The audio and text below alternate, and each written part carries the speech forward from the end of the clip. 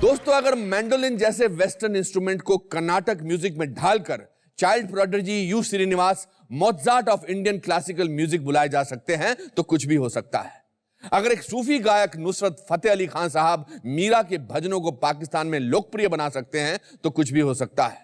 और अगर एक दिग्गज म्यूजिक कंपोजर बीथोवन अपनी सुनने की शक्ति खोने के बावजूद सिम्फनी नंबर 9 बना सकते हैं तो वाकई में कुछ भी हो सकता है।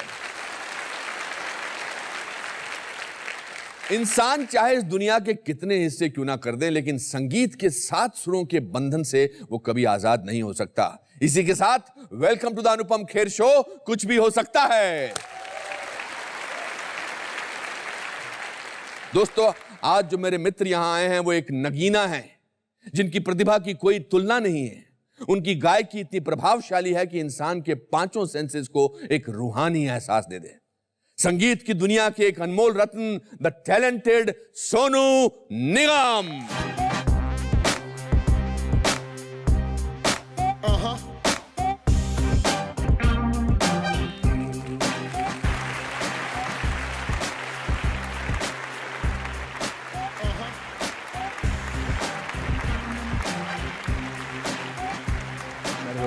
Good luck, good fortune. आपका नाम सोनू जो है वो आपका निकनेम है या आपका नाम कुछ पहले और था और फिर बाद में? बड़ा अच्छा सवाल पूछा आपने। मैं मेरे पापा मम्मी को बोलता था कि आप लोगों ने मेरे नाम में थोड़ा सा एफर्ट क्यों नहीं किया। लोगों के नाम कैसे होते बड़े बड़े, आर्य प्रताप, फलाना ठिकाना, ये वो। मेरे ग्रैंडफादर नाम दया प्रसाद निगम, पापा का आगम कुमार निगम, मेरा सोनू निगम ऐसे किसी कर दिया, आपने छोड़ दिया। तो पापा ने कहा कि बेटा जिस जमाने में तू दादा बनेगा ना तब सारे बंटी चंकी तू ऐसी उम्र में दादे, तू वरी मत कर, सोनू ही ठीक है। अच्छा। फरीदाबाद में आप पैदा हुए थे? जी।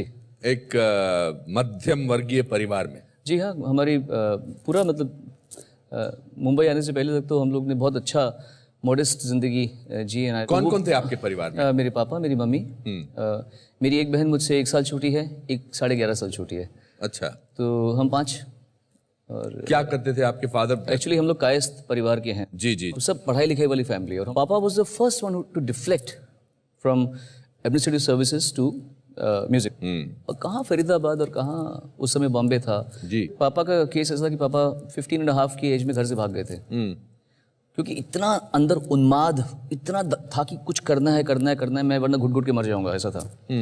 तो वो जिद्दोजहद, वो भूखमरी, रास्ते में सोना, ट्रेन स्टेशन में सोना, भूखे, दिन में एक बार खाना खाना, मेरे पापा की स्ट्रगल ये रही है। फिर वहीं मम्मी से मुलाकात हुई। Mummy Bombay born brought up थी। मम्मी भी गाती थी स्टेज में। तो दोनों का love marriage, eloped marriage actually. Elope, in fact वो और रेबल ऐड हुआ उसका। एंड उनको एक और रेबल मिल गई, मेरी मम्मी की भी फैमिली बड़ी स्ट्रिक्ट थी, गढ़वाली लोग थे बेचारे। उस जमाने में कहाँ ऐसा होता था। वहाँ तो एक बार बेटी ने शादी की तो बाकी बेटियों की शादी रुक जाएगी, तुम्हारी बड़ी बेटी ने इंटरकास्ट मैरिज की है। तो ये सब होता था। बोलना बड़ा आसान है, बट जो गुजरते वो जानता है। करेक्ट। एक्चुअली मेरी स्ट्रगल जब लोग बोलते हैं तो मैं बोलता हूँ ये मेरी स्ट्रगल नहीं है, ये मेरे पापा की स्टार्ट की हुई रिले रेस है। और आखिरी बेटन लेके मैं पहुंचा। तो क्रेडिट मुझे मिल गया। तो ये कहानी थी। फिर ये लोग फरीदाबाद आके, वहाँ मैं पैदा हुआ। मेरे पैदा होने के 1 साल के बाद में ये लोग दिल्ली शिफ्ट हो गए, जहाँ पे स्टेज शोज होने शुरू हुए थे काफ़ी सारे। और उस समय आप जानते हैं कि इवेंट्स नहीं थे, छोटे बड़े शो होते थे। उसी में आदमी बड़ा होता था कि अरे वाह ये गाता है आदमी, बहुत अच्छा गाता है। और पापा रफ़ी साहब से लेकर मुकेश जी से लेकर चंचल जी से लेकर कव्वालियों से लेकर किशोर कुमार, सब जॉनर्स पकड़े हुए थे और बहुत ही पैशनेट सिंगर हैं। किस किस्म के फंक्शंस में गाते थे? शादियों के होते थे या मेले होते होंगे। मैंने भी कितने किए, मुझे भी गाते हुए 38 ईयर्स हो जाएंगे सर। मैंने सुना 4 साल की उम्र में आपको इन्होंने स्टेज पे भेज दिया। नहीं, मैं आया, आप चले गए। ये तो डांट रहे थे मुझे ऊपर से, क्या कर रहा है क्या कर रहा है क्या कर रहा है, अपनी मेरी मम्मी को बोल रहा। और आपने जो एक गाना गाया जिसकी आपको 2 लाइनें याद थी और आप गाते ही चले गए। तो वो लूप पे अटक गया था मैं, बिकॉज इतना छोटा था मैं। वो जो हालात थे वो क्या थे? क्योंकि मैं हमेशा जिंदगी को विजुअल्स में देखता हूँ। तो बिल्कुल, आई एम श्योर दिल्ली में आप जब जा रहे होते होंगे, आप कैसे ऑटो से जाते थे या बस से जाते थे फंक्शन पे? स्कूटर पे जाते थे? अच्छा। पापा चलाते थे 2 व्हीलर। हाँ। और मम्मी पीछे बैठती थी और मैं उनके आगे खड़ा होता था। और मुझे राइडिंग का बहुत शौक था। हाँ। तो कभी कभी पापा मुझे खाली रास्ते में देते थे कि चल एक्सीलेटर चला ले, ऐसे लेफ्ट राइट। तो वो बड़े अच्छे दिन थे। और हमारा सौभाग्य ये था कि हमारे माँ बाप ने हमें बहुत अच्छा माहौल दिया था छुट। हम अमीर नहीं थे, लेकिन हम लोग खुद अपने माँ बाप के लिए कंसर्न थे। हमने कभी उनसे ऐसा नहीं बोला कि नहीं ये साइकिल चाहिए, मुझे चाहिए, जैसे आज के बच्चे करते हैं। ये तब भी करते थे हमारे दोस्त लोग, चाहिए। हमें पता था कि हमारे माँ बाप हमको बहुत प्यार करते हैं और खुददार लोग हैं, चीटिंग नहीं करने वाले, किसी से उधार नहीं मांगेंगे। कैसे लाएंगे वो? कमा तो मैं भी रहा उनके साथ में। तो हमारा आपस में एक बड़ा अच्छा छोटा सा यूनिट था। मैं अभी भी अपने आप को एक बहुत क्लोज यूनिट समझता हूँ मेरे पापा से, मेरी दोनों बहनों से। मेरी शादी हो चुकी है पर ये यूनिट अलग है, ये यूनिट अलग है, ये मेरा अलग है, मेरे माँ बाप।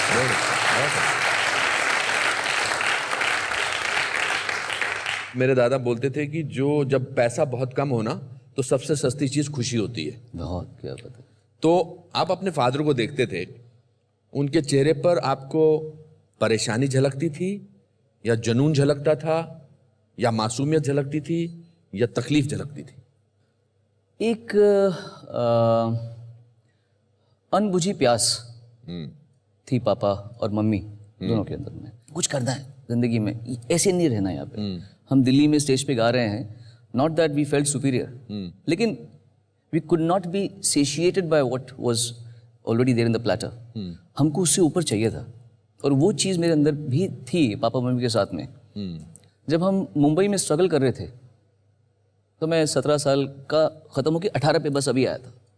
12th पास की थी मैंने, नया जवान हुआ हूँ और मतलब कभी किसी से अफेयर नहीं किया। स्कूल में शर्माता था, पढ़ाई में तेज़ था तो इज़्ज़त का बहुत ख्याल था कि किसी को ऑफर नहीं कर सकते, ना कह दे तो क्या होगा। तो पापा ने मुझे, हम जब सड़कों में घूमते थे, ये उषा खन्ना जी का घर है, ये अनु मलिक का घर है, यहाँ पे लक्ष्मी का प्याला रहता है, यहाँ ये रहते हैं हमारे। तो मुझे, हम जब सड़कों में घूमते थे, बसों को वेट करते थे, तो पापा मेरे कान में डालते रहते थे चीज़ें। तो एक बात उन्होंने मुझे कही थी जो मैं सबको कहता भी हूँ, या तो अभी मस्ती कर ले और बाद में धक्के खाना, या अभी धक्के खा ले बाद में ऐश करना। वाह, बहुत अच्छा, बहुत अच्छा, बहुत अच्छा। तो ये बात मुझे बड़ी अच्छी लगी। कभी कभी कोई बात दिल में रह जाती ना, बहुत अच्छी। तो मुझे लगा कि पापा ने बात क्या बोली है बात को, तो I will work hard now. मैंने पूरी जवानी सिर्फ और सिर्फ काम किया है और सिर्फ रियाज किया है, इतनी जिंदगी बताई मैंने। आपने एक बात और भी अच्छी बोली थी, आपके मुंह से सुनना चाहूंगा कि भूखे बच्चे ज्यादा मेहनत करते हैं। हाँ, मैंने कहा था भूखे बच्चे करते हैं मेहनत। मैंने अपने बेटे के लिए ये बात सोची थी, क्योंकि क्या है कि बहुत फ़र्क है मेरे बचपन में और उसके बचपन में। करेक्ट। इसको थोड़ा सा रिस्पॉन्सिबिलिटी या इसको एक एवरेज ज़िंदगी दिखानी पड़ेगी एक समय पर, क्योंकि जिन बच्चों को हमारे जैसे कुछ मिला नहीं होता वो लगे रहते हैं। हम टीवी हमारे पास में बहुत कम आता था उस समय, तो चलता भी नहीं 24 घंटे। तो खाली वक्त में क्या करें? रियाज करें। इंस्ट्रूमेंट्स ही नहीं थे आपके पास? टेबल पर और इस पर कुछ बोंगो और तबला बजाते थे और इंस्ट्रूमेंट्स के पैसे नहीं थे, एक हारमोनियम था सिर्फ? पापा ने एक हारमोनियम लिया था जब मैं पैदा हुआ था। हाँ। वो अभी भी है, मेरी गाड़ी में पड़ा होता है, मैं उसको उस पर रियाज करता हूँ। हाँ। उसी से मैंने कीबोर्ड सीखा, समझिए। और परकशंस का मुझे शौक बहुत था। हम शोज़ में जाते थे तो जो पापा के दोस्त वोस्त थे वो लोग, कोई कॉन्गो बजा रहा है, कोई ड्रम बजा रहा है, और मैं सब देखता था ऐसे बैठ के, जैसे भूखा बच्चा होता ना कोई, कि मुझे करना है, मुझे बजाना है। अब कॉन्गो तो घर पे था नहीं, तो कभी कभी शो से पहले पहुंच गए तो बजा रहे हैं। तो फिर मैंने ढूंढ लिया कि मेरा कॉन्गो कहाँ है। मुझे मेरे कॉन्गो मिल गए यहाँ पे।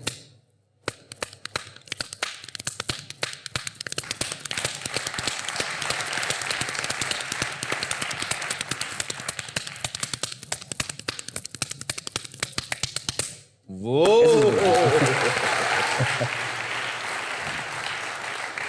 बॉम्बे में आने के बाद what kind of struggle did you go through? Struggle चाहे बहुत लंबी ना हो, 11 साल लंबी ना हो, लेकिन इंटेंस थी। इट ऑल डिपेंड्स आप खुद कितने सेंसिटिव है ना। कुछ लोगों को थप्पड़ मार दिया तो खा लेते बेचारे, कुछ लोगों को ओए उतने में ही हर्ट हो जाते हैं। तो मैं ऐसा था। यहाँ पे कोई भी चौकीदार आपको डांट रहा है, क्या इधर से क्या इधर क्या करते क्या इधर रोज आ रहा है, ये चल रहा है अपना।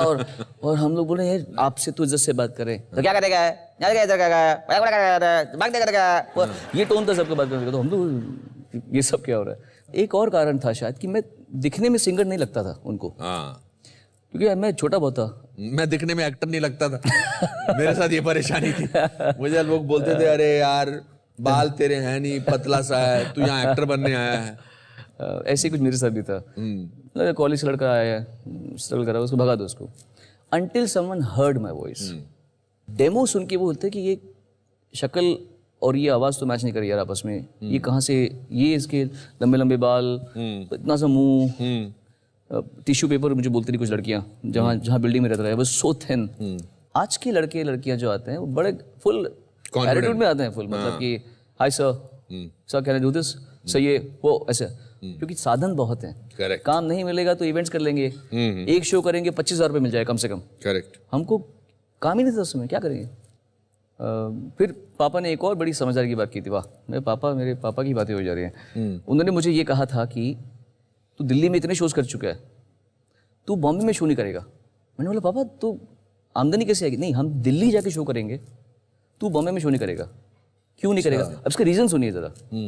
तू दिखने में अच्छा है, तू जवान है, तू यहाँ पे स्टेज शो करेगा, किसी डांसर से तेरा अफेयर हो जाएगा, किसी सिंगर से तेरा अफेयर हो जाएगा, तेरे दोस्त यार बन जाएंगे, कोई तेरे को पीना सिखा देगा, कोई तेरे को पार्टी करना सिखा देगा, तेरा ध्यान जाएगा यहाँ से। तू सिर्फ यहाँ पे स्ट्रगल करेगा, बस स्टॉप में खड़ा होगा, स्कूटर में जाएगा, अनु मलिक के ऑफिस के बाहर खड़ा हो जाएगा, टी सीरीज के ऑफिस के बाहर जाएगा, तू ये करेगा, शो हम दिल्ली में करेंगे। फैंटास्टिक। सो ही एक्चुअली प्रोटेक्टेड मी। उस समय क्या बनना चाहते थे when all this was going on? मुझे पहले साइंटिस्ट बनने का शौक था, until I reached a stage where I started hating chemistry. Okay. वो फॉर्मूलाज रट्टा मारना वो मुझे बोर न लगा। मुझे बायोलॉजी पसंद थी और फिजिक्स पसंद थी। फिर मुझे लगा कि नहीं यार, सिंगर बन रहा हूँ मैं, आवाज़ खुल रही है। और इसका एक और ताल्लुक है, जब हम बच्चे होते हैं तो आवाज़ होती है मम्मी मम्मी ऐसे करो, मम्मी ये करो। as men grow up, mummy mummy mummy mummy ऐसे करो, मम्मी मैं ऐसे करो, मम्मी मम्मी मम्मी।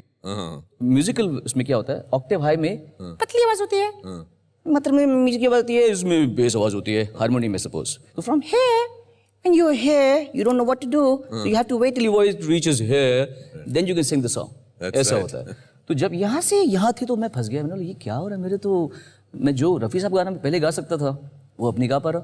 अचानक एक दिन लगा कि आवाज़ खुल गई, एंड सारे कॉम्पिटिशन्स दिल्ली में एक के बाद एक जीतना शुरू किया मैंने, तो हौसला बंधा। क्या बात है। Beautiful. Who was your role model? कि यार मैं इसके जैसा बनना चाहता हूँ। सबसे बड़े जिन्हें मैं भगवान की तरह पूछता हूँ, और उनको मैंने लिटरली एक जैसे कोई स्पिरिचुअल गुरु की तरह मानता है ना, मैंने माना, वो है मोहम्मद रफ़ी साहब। रफ़ी साहब एक सिंपल से आदमी थे जो गाना जानते थे बस। उनकी इंटरव्यू सुनेंगे आप तो आंखों में आंसू आ जाएंगे। Correct. इतना सिंपल आदमी, सूफी आदमी। तो besides his singing and his प्राउस of being the most versatile singer ever, जो कव्वाली गा रहे हैं, नीचे स्केल गाने गा रहे हैं, ऊंचे गाने गा रहे हैं, सेमी क्लासिकल गा रहे हैं, तो I was impressed by this man's versatility. तो वो मुझे पसंद थे। साक्षात एक सरस्वती का अवतार जो पूरी इंडस्ट्री मानती है, वो भी अपने डिमीनर की वजह से और गायकी, वो Lata Mangeshkar ji. I feel these two are my musical father and mother. Do you think आजकल जिस तरह से आपने नाम लिए मोहम्मद रफ़ी साहब के, ये पर्सनालिटी कल्ट ऑफ सिंगर्स कम हो गया है, खत्म हो गया है ऑलमोस्ट? What has changed? मेरा ये मानना है कि कला तो है किसी भी फील्ड में, what makes a person long lasting is the personality behind it. उसकी सोच, कला उसको एक जगह पे पहुंचाती है, उसकी ग्राउंडिंग जो होती है वो उसका कैरेक्टर बनाता है, आप में कितनी हिम्मत है। मेरा मानना ये है कि you have to be very malleable, जहाँ जैसे लोग हैं वहाँ वैसे बन जाओ। You also should provide an atmosphere people would want to work with you, और ये माहौल आर्टिफिशियल सुपरफिशियल तरीके से नहीं बन सकता। अगर आप नॉर्मल रहेंगे तो आप लंबा चलेंगे। तो लॉन्ग लास्टिंग वो होते हैं मेरे ख्याल से लोग जो अपने पीक में इंप्रेशन इतना अच्छा बनाते हैं कि लोग, people want to be with them, people want to work with them. जिन जिन लोगों ने ऐसा किया है वो लंबा चले हैं, including you. I think people would not be wanting to work with you if you are obnoxious human being. Acting भी किया आपने एज अ स्मॉल किड? जी, as a child. Master Sonu Betaab में किया था। बेताब में किया था। कामचोर, उस्तादी उस्ताद से। How did you get into acting? हम 80 में बॉम्बे आ गए थे, मैं सेकंड स्टैंडर्ड में तब आया था। तो अब बॉम्बे में पापा अपने लिए कुछ कोशिश कर रहे थे, और पापा के बस में नहीं था अपने लिए कुछ करना, बिकॉज कुछ लोग ऐसे होते हैं जो अपने बच्चों के लिए हाथ जोड़ सकते हैं, अपने लिए नहीं ऐसे रहेंगे, वो नहीं कर पाएंगे वो। बट मेरे पापा ने मेरे लिए किया है, मेरा बेटा इसको सुन लीजिए, बहुत अच्छा गाता है, बहुत अच्छा गाता है, जो very unlike my father.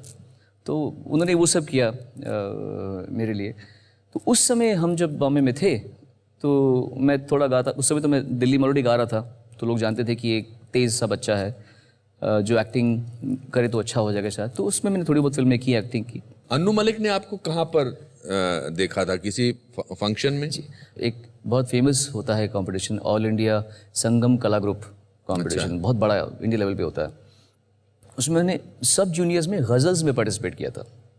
I was 14 years old at that point. तब मैंने गज़ल गाई थी एक, तो अनु जी अपने बड़े बड़े बाल लेके वहाँ पे लंबे से ऐसे गोरे चिट्टे बैठे हुए थे और उनसे कहा था यार मेरी लॉटरी कुछ ऐसा कुछ चक्कर चलाओ कि मेरी लॉटरी चल जाए, और आप उनके साथ गए थे। उन्होंने बोला कि अरे आप लॉटरी वोटरी क्या ले रहे हो, ये आपकी लॉटरी है, इसको थोड़ा बड़ा होने दो, फिर ये लॉटरी हो जाएगी। हम शो के इतने आगे बढ़ चुके हैं, पिछले इतनी देर से बात कर रहे हैं, बट आपकी बात हमारी सिर्फ आपके पिताजी की हो रही है। जी हाँ, बिल्कुल। So I think this is the biggest tribute to your father absolutely, then to your singing. बिल्कुल, मैं तो कहता हूँ हमेशा। और आप घर पे काम करते थे, अपना खुद ही बर्तन धोते थे, पोछा खटका मारते थे, और लोग कहते थे गुड लुकिंग सर्वेंट है किसी का। हम लोग जब यहीं मुंबई में मेफेयर अपार्टमेंट है वहाँ रहते थे, तो मैं झाड़ू मार रहा हूँ, पोछा मार रहा हूँ, खाने की रेसिपी मम्मी से पूछता था, तो मैं खाना बनाता था, बर्तन खुद मांजता था। तो नीचे लड़कियाँ घूमती थी ऐसे, तो बाहर एक दोस्त था जिसकी दुकान थी, अजय नाम का, तो मुझे कहते सोनू एक बार ये लड़की आई थी तो पूछ रही थी जैसे यार ये उस घर में वो गुड लुकिंग सर्वेंट कौन है जो बर्तन मांजता रहता है रात को।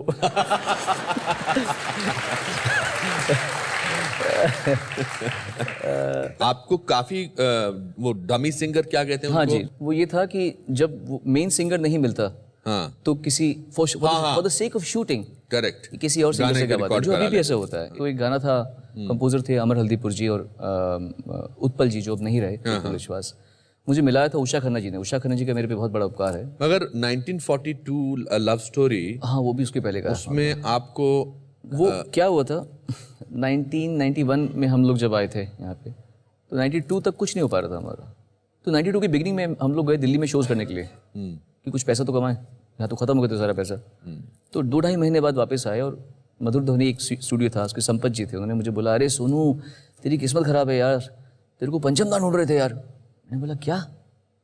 हाँ उनकी फिल्म आ रही है कोई यार, तू जा, तू अभी जा, वहाँ रिकॉर्डिंग चल रही है फिल्म, बॉम्बे फिल्म सेंटर में रिकॉर्डिंग चल रही है। तो हम वहाँ गए, वहाँ ये जावेद साहब बैठे हुए हैं, विद्यु विनोद चोपड़ा बैठे हुए हैं, पंचम दा बैठे हुए हैं। तो पंचम दा मुझसे पहले मिल चुके थे, उनको मैं बहुत पसंद था। तो उन्होंने बोला अरे अरे झाड़ू झाड़ू, ये लड़का बहुत कमाल का है, बहुत कमाल लड़का, बहुत कमाल लड़का है। तो मैं खड़ा होकर बैठ गया, क्योंकि वहाँ पे कुमार शानू जी का वेट हो रहा था। एक दिन पहले वो आए थे, विद्यु जी ने उनको भगा दिया था किसी वजह से, तो हमें उम्मीद थी कि वो नहीं आएंगे, तो मैं गा दूंगा, ऐसे कुछ हो गया। फिर अचानक शोर मचा, शानू हो गए। देखा तो आया, बोला दादा बोलो दादा क्या अभी चलो करें दादा रिकॉर्डिंग करें।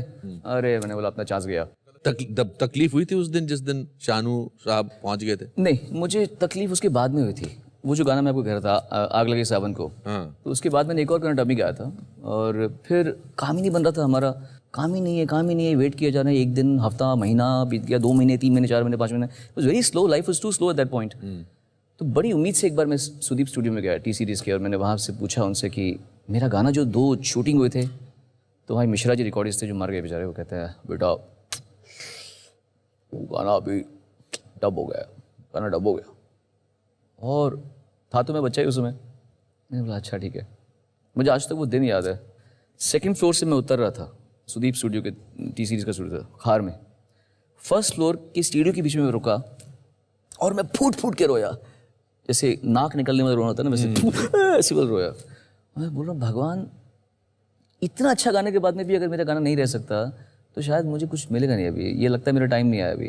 मैंने उषा खन्ना जी को फ़ोन किया, मैंने उषा जी मैं आ जाऊँ? तो उषा कहती हाँ बेटे आजा बेटा। तो मैं गया उनके पास में, मुझे खूब प्यार किया, चिंता नहीं बेटा तेरा टाइम आएगा, तू बहुत अच्छा गाता है, टाइम आएगा तेरा। सो इसीलिए मेरे लिए दिल में इनकी बहुत इज्जत है, क्योंकि इन लोगों ने मुझे उस समय सर पे हाथ रखा जब मुझे अकल ही नहीं थी दुनिया की। They just actually pushed me कि आगे बढ़। ऐसे बहुत सारे लोग मिल जाते हैं जी। Which was that one song which changed your life? Fortunately, my life kept changing in different stages. I'll tell you how. My first exposure to subtle fame was अच्छा सिला दिया तूने मेरे प्यार का, यार नहीं लूट लिया घर यार का, वो जो बेवफा सनम एल्बम आई थी उसमें वो जो गाना था वो हिट हो गया था, जिससे मेरे को थोड़े से शोज में पैसे बढ़ गए थे मेरे। पर फिल्मी गाने नहीं मुझे मिलते थे उस समय भी, तो मेरे करियर स्टार्ट नहीं होता। आई स्टार्टेड डूइंग वर्जन्स, भजन, राजस्थानी गाने, मराठी गाने, उड़िया गाने, ये गाने वो गाने खूब सारे किए, नेट प्रैक्टिस हो गई बहुत सारी मुझे। फिर समा बदला, एक म्यूजिकल चैनल शो आया था, उसने मेरी ज़िंदगी पूरी बदली। उस शो के माध्यम से मैं लोगों के घर पे पहुंचा, घर घर तक पहुंचा, वो मेरे लिए बहुत बड़ा चीज़ था। उसके बाद कुछ गाने आए जिन्होंने मुझे मेन स्ट्रीम फिल्म म्यूजिक में डाला। पहला था संदेश से आते हैं बॉर्डर का, जिसने मुझे लोगों को सिंसियर सिंगर बोला कि हाँ भाई सिंसियरली गाता है। इमीडिएटली 3 महीने के बाद में परदेश का ये दिल ठाक दीवाना, ये संदेश से आते हैं और ये परदेश, ये की सिंगर गा रहा है। यहाँ से विश्वास बढ़ा कि यार तो इसका कुछ है, इसका कुछ एक मीटर यहाँ से वहाँ तक चलता है इसका। देन एक के बाद एक गाने आए, फिर सूरज हो मध्यम, फिर कल हो ना हो, उसने कैटअपल्ट किया, और फिर अभी मुझ में कहीं जो अभी आया। I think these are the various stages of my life. But आप one of the very few playback singers हैं जिनकी लड़कियां बहुत फैन हुई। आप शायद इजराइल कहीं गए थे कभी? मुझे लगा था कि अभी थोड़ा सा फेमस हो रहा हूँ, ठीक है, तब नया नया टेलीविज़न शो स्टार्ट हुआ था। मुझे नहीं पता था कि इजराइल में मेरे कोई चाहने वाले हो सकते हैं। तो मैं पीछे जा रहा था, मेरे से सुदेश भोसले जी थे और आगे चंकी पांडे चल रहे थे। अचानक मुझे आवाज़ आई, चंके चंके, लड़कियाँ चिल्ला रही चंकी चंकी, और मैं अपना लगेज का ट्रॉली लेके देख रहा हूँ कि ये होता है एक्टर्स यार, तो सिंगर्स को कहाँ ये सब नसीब होता है। और मैं करते जा रहा हूँ आराम से, अचानक मुझे लगा कि कुछ हड़कम मचा हुआ है आसपास। वहाँ से आवाज़ ऐसी आवाज़ आई, तो वो सब लड़कियाँ वो सारी हटके मेरे पे कूदी, और जो मुझे मज़ा आया अनुपम जी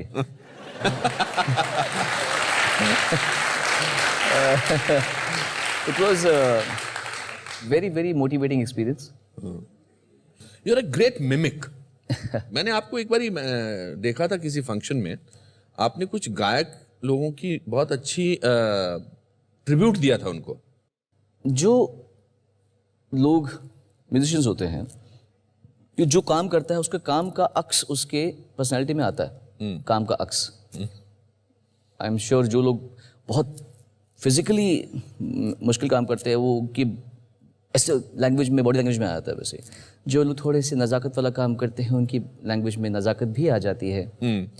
तो वैसे ही अगर कोई संगीत वाद्य को बजाने वाला कोई इंसान है तो उसका वो वाद्य मैंने देखा है, वो उसकी गले में आता है।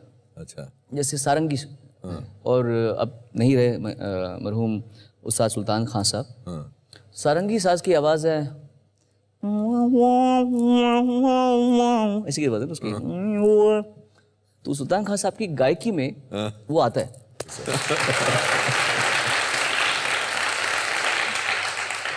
मैं आपको एक बात बताऊं, और मैं आपको ये एक बड़े भाई के नाते बता रहा हूँ, don't let people change you.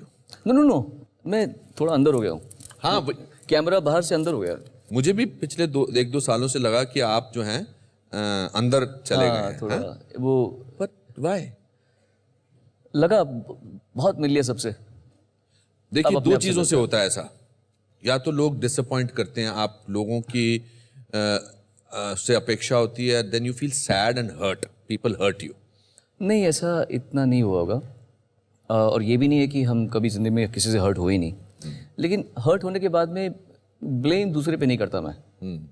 अपने आप को लगा कि यार कुछ तो तूने किया है गड़बड़। पहली बार इंसान पैसा देखता है, कामयाबी देखता है, थोड़ा सा दिमाग ख़राब होता ही है। हुआ होगा मेरा भी, मैंने भी देखा कि यार कहीं कहीं मैंने I have rubbed people the wrong way, कहीं कहीं मैंने I could have been kinder. एहसास तो हो गया, कम से कम अंदर से माफ़ी मांग लिया अपने आप से और उस इंसान की आत्मा से भी कि यार गलती हो गई, मैं सॉरी कर।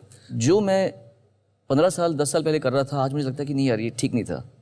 तो इसका मतलब जो मैं अब कर रहा हूँ वो मुझे 10 साल बाद कचोटेगा कि यार ये तूने गलत किया। You have to speeden up your level of evolution. इसलिए मैं अंदर घुसा थोड़ा अपने आप में। सोनू, आपके बेटे बहुत टैलेंटेड है। अच्छा बच्चा है वो, टैलेंटेड तो उससे भी बहुत अच्छे लोग बच्चे देखे हैं मैंने बहुत। He is a very good kid. मैंने अभी कॉल किया उसको, वो मुझे छोटू बोलता है, मैं भी छोटू बोलता हूँ। अच्छा। छोटू छोटू चलता है। छोटू, हाँ छोटू, कैसे हो? मैं ठीक हूँ। क्या कर रहे हो? ऑफिस में बैठा हूँ। अरे मैं शूटिंग कर रहा हूँ। ओ घर पे कब आओगे? ये चलता है हमारा।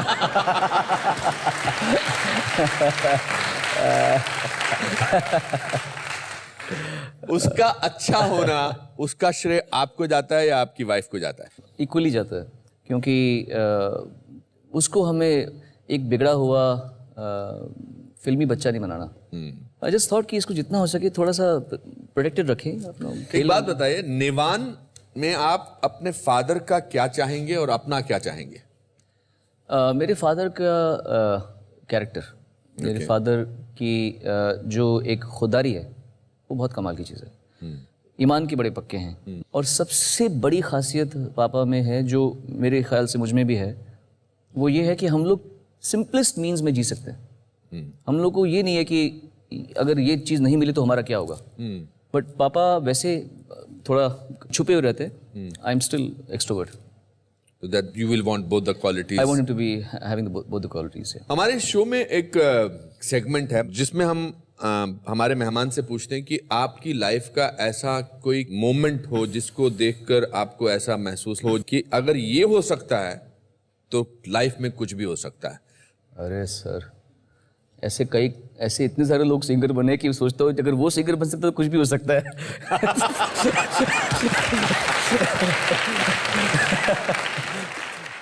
आपके साथ ऐसा क्या हुआ? ये तो आपने बता दिया। मेरे साथ में 1973, मेरे पैदा होने से पहले फरीदाबाद में पहली बार टीवी आया। मैं मम्मी के पेट में हूँ, मम्मी ने टीवी पहली बार देखा है और देखा लता मंगेशकर जी गाना गा रही हैं। और मम्मी ने देख के बोला, हाय इनकी मम्मी को कैसे लगता होगा ना कि मेरी बेटी लता मंगेशकर है, कितना मज़ा आया अगर मेरा भी ऐसा बेटा हो जाए। हर होल थॉट वाज कि मेरा बच्चा जो है पेट के अंदर, ये भी कुछ ऐसा बने जो ये जैसे इनकी माँ को लग रहा होगा वैसे मुझे भी लगे ये चीज़। और उसके कई सालों के बाद में लता जी का इंटरव्यू मैं ले रहा हूँ एक रेडियो चैनल में, और उनको मैं ये बात बता रहा हूँ। वाह! अगर आप सोचें कि ये एक छोटी सी कहानी नहीं है, ये बहुत बड़ा क्वांटम लीप है। I am very close to Lata ji, she is very close to me. हमारा व्हाट्सएप का भी रिश्ता है। अच्छा। हमारा आपस में इतना रिश्ता है कि हम लोग jokes, wonderful, Lata ji is on WhatsApp. जी मेरे साथ में जोक्स भेजती हैं मुझे, मैं उनको वीडियोस भेजता हूँ, जोक्स भेजता हूँ। तो हमारा इतना प्यार है आपस में, इतना उनका मुझे प्यार करती हैं वो। So that's a quantum leap. तो अगर वो हो सकता है तो कुछ भी हो सकता है। वाह वाह, क्या बात है, ब्यूटीफुल। दोस्तों, अब वो मौका आ गया है आप में से किसी एक को स्टेज पे बुलाने का और सोनू निगम साहब से और मुझसे बातें करने का। तो देखते हैं कौन है आज का भाग्यशाली व्यक्ति। सोनू, इसमें कुछ नाम पड़े हैं, आप उसमें से एक नाम निकालिए, पढ़ के सुनाइए। और टॉप में से निकालता हूँ। नॉर्मली लोग अंदर से हाथ डालते हैं, आप ऊपर करवाते हैं, जो टॉप में पड़ा हुआ। रोहन। रोहन,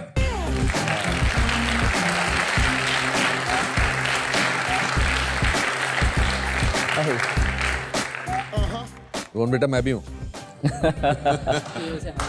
अच्छा, बैठो बैठो। रोहन, माइक पकड़ लो। क्या करते हो बेटा रोहन? मैं अभी 12th का एग्ज़ाम दिया मैंने अभी। अच्छा। और गाना सीखता हूँ मैं, बहुत बड़ा फ़ैन हूँ सोनू जी का। मुझे बहुत खुशी है मैं आज आपके सामने हूँ। कहाँ के रहने वाले हो? डोंबिवली। डोंबिवली? डोंबिवली से आए हो यहाँ? या। और आप सिंगर बनना चाहते हो? हाँ। बचपन से गाते हो? हाँ, बचपन से गाता हूँ मैं, सब परक्यूशंस बजाता हूँ, फ्लूट बजाता हूँ और गाता हूँ। इससे पहले कि आप सोनू से सवाल पूछें, मैं आपसे एक गाना सुनना चाहता हूँ। आप हमारे दर्शकों को गाना सुना सकते हैं? हाँ, मुझे इन्हीं के साथ गाना है, इनका गाना अभी मुझ में गई। अच्छा, आप गाओ, मैं साथ में गाता हूँ आपके, आप गाओ। देखो सपने कैसे पूरे होते हैं। क्या पूछना चाहते हो आप सोनू से? यूजुअली एक डुएट सॉन्ग के लिए मेल सिंगर और फीमेल सिंगर चाहिए होते हैं, पर आप ऐसे सिंगर हो जो फीमेल की आवाज़ भी निकाल लेते हो, तो मुझे कुछ ऐसा आपसे सुनना है। आपको सोनू की कुछ पसंदीदा चीजें हम गिफ्ट में देना चाहते हैं। रोहन, क्या thank you sir, thank you. आइए।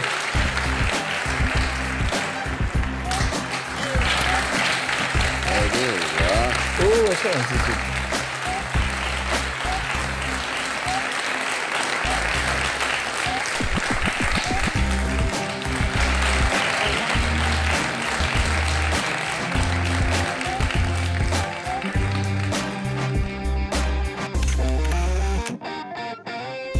Thank you, beta. God bless you. All the best.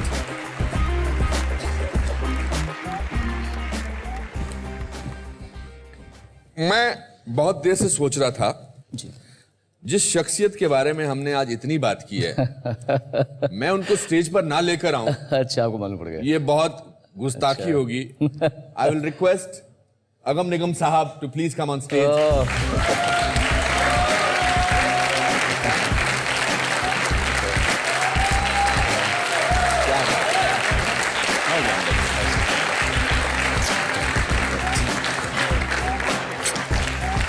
बैठिए, ये माइक लीजिए। आज के पूरे शो में 90% बातें आपके बारे में। हाँ, वही मैं सुन रहा था। तो इसमें उपलब्धि आपकी नहीं है, इनकी है। क्या बनाया आपको भगवान ने? एक्चुअली ये मेरे ख्वाबों की ताबीर है। वाह। जो मैंने ख्वाब देखे थे बचपन से, तो डेस्टिनी होती है। तो मैं पूरे वो सारे नहीं कर सका, कुछ कर सका। जी, is it possible to have a song from both of you?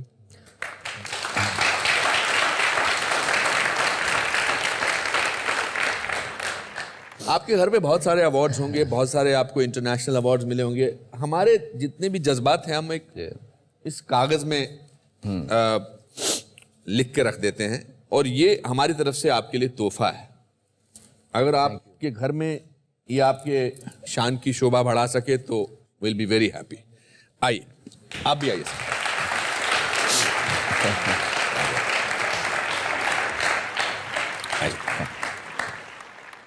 संगीत जगत के सबसे अनूठे व अनमोल रत्न सोनू निगम, आपको हमारा सादर प्रणाम। आप ऊपर वाले का रचा एक करिश्मा है जिसे सृष्टि में खुशी व संतुष्टि प्रदान करने के लिए भेजा गया है। आपकी प्रतिभा त्रुटिहीन है और आपकी मधुर आवाज अमूल्य। इतनी कम उम्र में सफलता पाने के पश्चात आपकी नम्रता आपकी पुनीत आत्मा का प्रमाण है। इस भटके समाज में आप संगीत का असली मूल्य बरकरार रखिए, यही हमारी आशा है। Anupam Kher. Thank you sir. और मैं चाहूंगा अगम साहब, ये अवार्ड आप हमारी तरफ से सोनू को दीजिएगा। Thank you sir. दोस्तों, उम्मीद करता हूं कि सोनू निगम से ये मुलाकात आपके लिए यादगार बन गई होगी। इसी के साथ हम आपसे विदा लेते हैं। अपना ध्यान रखिए और याद रखिए कि ऊपर वाले ने कामयाबी की सीढ़ी सबके लिए बनाई है। बस किसी की सीढ़ी में कदम कम है तो किसी की सीढ़ी में ज्यादा, पर आप बस बेखौफ अपनी सीढ़ी चढ़ते रहिए। मुकाम कभी भी आ सकता है, क्योंकि लाइफ में कुछ भी हो सकता है। Thank you.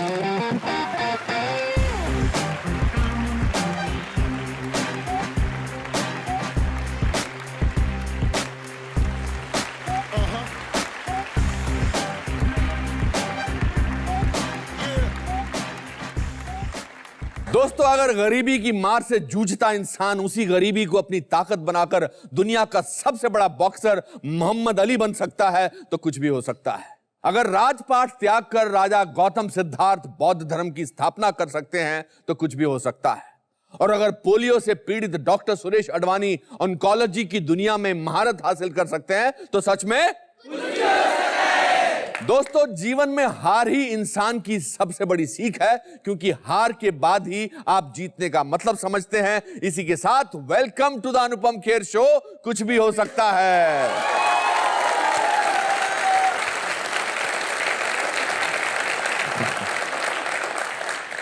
दोस्तों, इस बात से मुझे great scientist Thomas Alva Edison का एक वाक्य याद आता है। जब वो बार बार इलेक्ट्रिक बल्ब बनाने में नाकाम हो रहे थे तो उनसे किसी ने कहा, क्या आप अपनी नाकामयाबी से शर्मिंदा नहीं?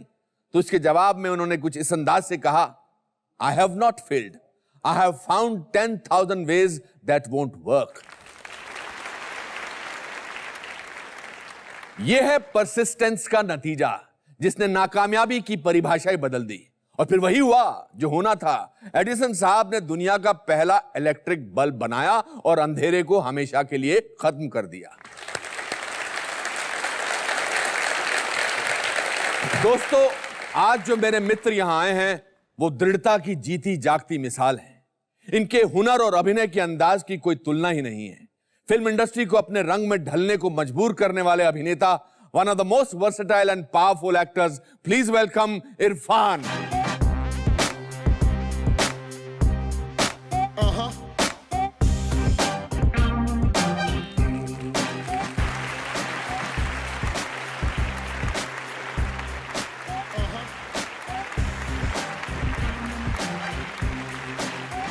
इरफान, आपको साहब बोलने का दिल कर रहा है। वो लाइफ अचीवमेंट अवार्ड देंगे मुझे आज। नहीं सर, बिल्कुल नहीं। लाइफ टाइम अचीवमेंट तो मैं नहीं लूंगा अभी 30 साल तक। Your full name is quite a big name. या साहबजादे इरफान अली खान। साहबजादे इरफान अली खान। जी।